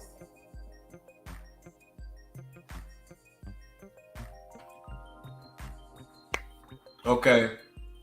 And this video of his is only about 6 more minutes, but I'm not gonna play it all the way through because he's going through this paper right here, and I think pretty much what he was, getting to the point of is just a question to ask of in this particular book.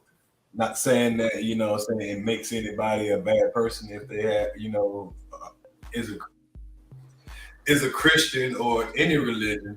But when you read this book and you do more of this ancient history, you do notice that the timeline just don't add up. Mm-hmm.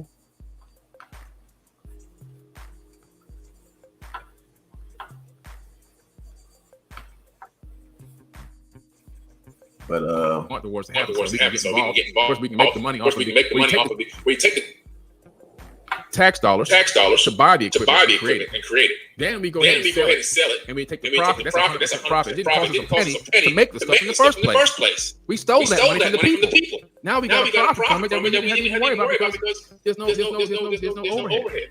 We took that from the tax dollars. Then we create. Now we create. And guess what? Somebody got to call us. We need our help. Now we fire up our engine and we start blowing up stuff. So we make money from that because we take the tax dollars to pay for the war effort. And then what we do is after we destroy the whole place, we get more money out of the situation from the world governments so that we can clean it up. That's Halliburton Company, right? $38 billion. There's a straight pimp game going on out here. And all this is in the name of the Lord. But we're going to bring democracy to your country. God bless America. Come on, man. Whew. This planet, boy, we got a lot of work to do. I'm optimistic. Don't get me wrong, but damn it, we got a lot of work to do down here. I can't even go to sleep tonight. I got to stay up all night and work.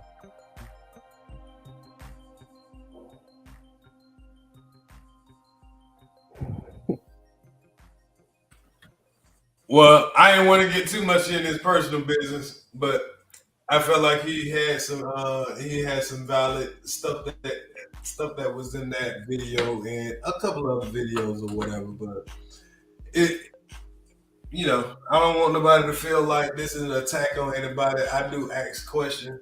We had a live about several things tonight, and I just wanted to get into some of that content that brother was bringing around or whatever. And I suggest, anybody want to get on a little bit of the learning about any ancient history and everything, that's a, good show to get a good bit of knowledge from.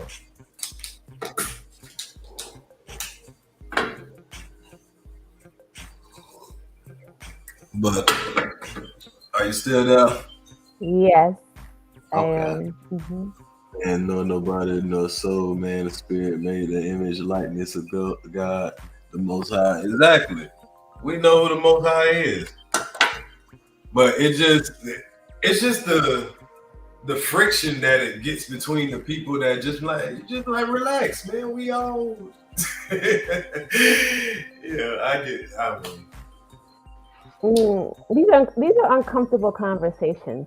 So that's just the reality of it. These are uncomfortable conversations. Right. They make a good point of saying politics and religion. Yeah, Right, man. and sex. I think sex, politics, religion, the three forbidden topics. Right. But especially because most of the time I'll get along with people until we start talking about politics. Because they don't think just because you don't like the person that whatever politician they don't like, that means like you gotta like the opposite. Sometimes you can have a candidate that you just cannot like the whole fucking system together. Shit. I don't like the whole just the back and forth of just the political moves. Right. Yeah, it's dizzying. It's like, it's just we haven't evolved. That's what I'm saying. That's what I see. This bickering is unending, it seems. And that we can't come to some, conclusion or some understanding so we can change the system of politics, because we keep trying to defend our position, which keeps us divided and it keeps us weak, I think, as a nation. For sure.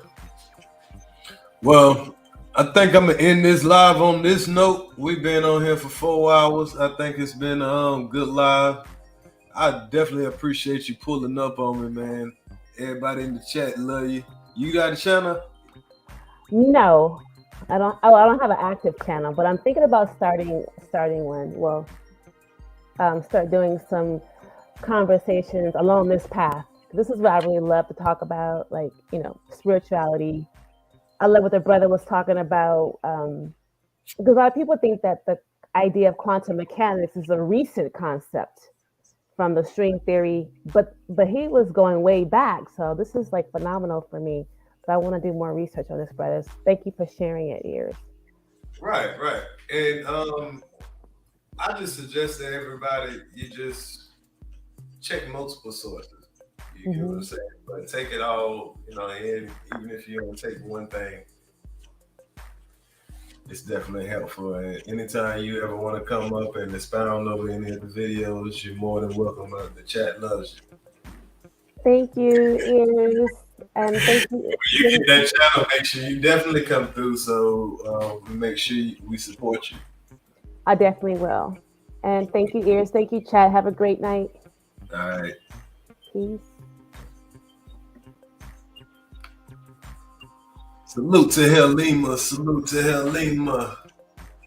Salute Duran BTV, Big Rig, June Martin, Unity 2025 in the area. Salute to Tamika 33 over there in Twitch. Salute, appreciate you. Man, I gotta get up out of here, man. I gotta get to work in the morning. TB, salute. I see all y'all in the area, man. I appreciate all the support tonight. We had, we just went over something different tonight. We done had 3 lives a day. And I might catch y'all in the morning. We'll see. Might do a quick live in the morning. I ain't get on the Wappy's head today. So I'm probably gonna get on the Wappy's head in the morning. You know what I'm saying? I know I got to drive in the morning and all that. So, what's a good? Yeah, I get on the Wappy's head about a good Sam 30. About Sam 30. Which one of those Wappys y'all want me to get in the morning, y'all?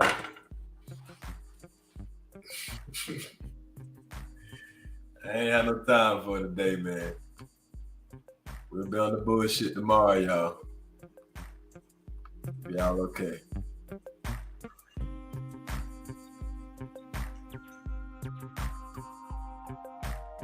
All right, now I'm about to go ahead and see what they're talking about on this account real quick, y'all. Yes, it's Street TV.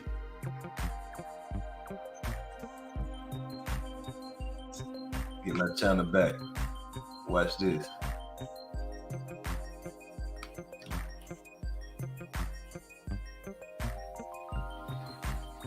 Salute y'all.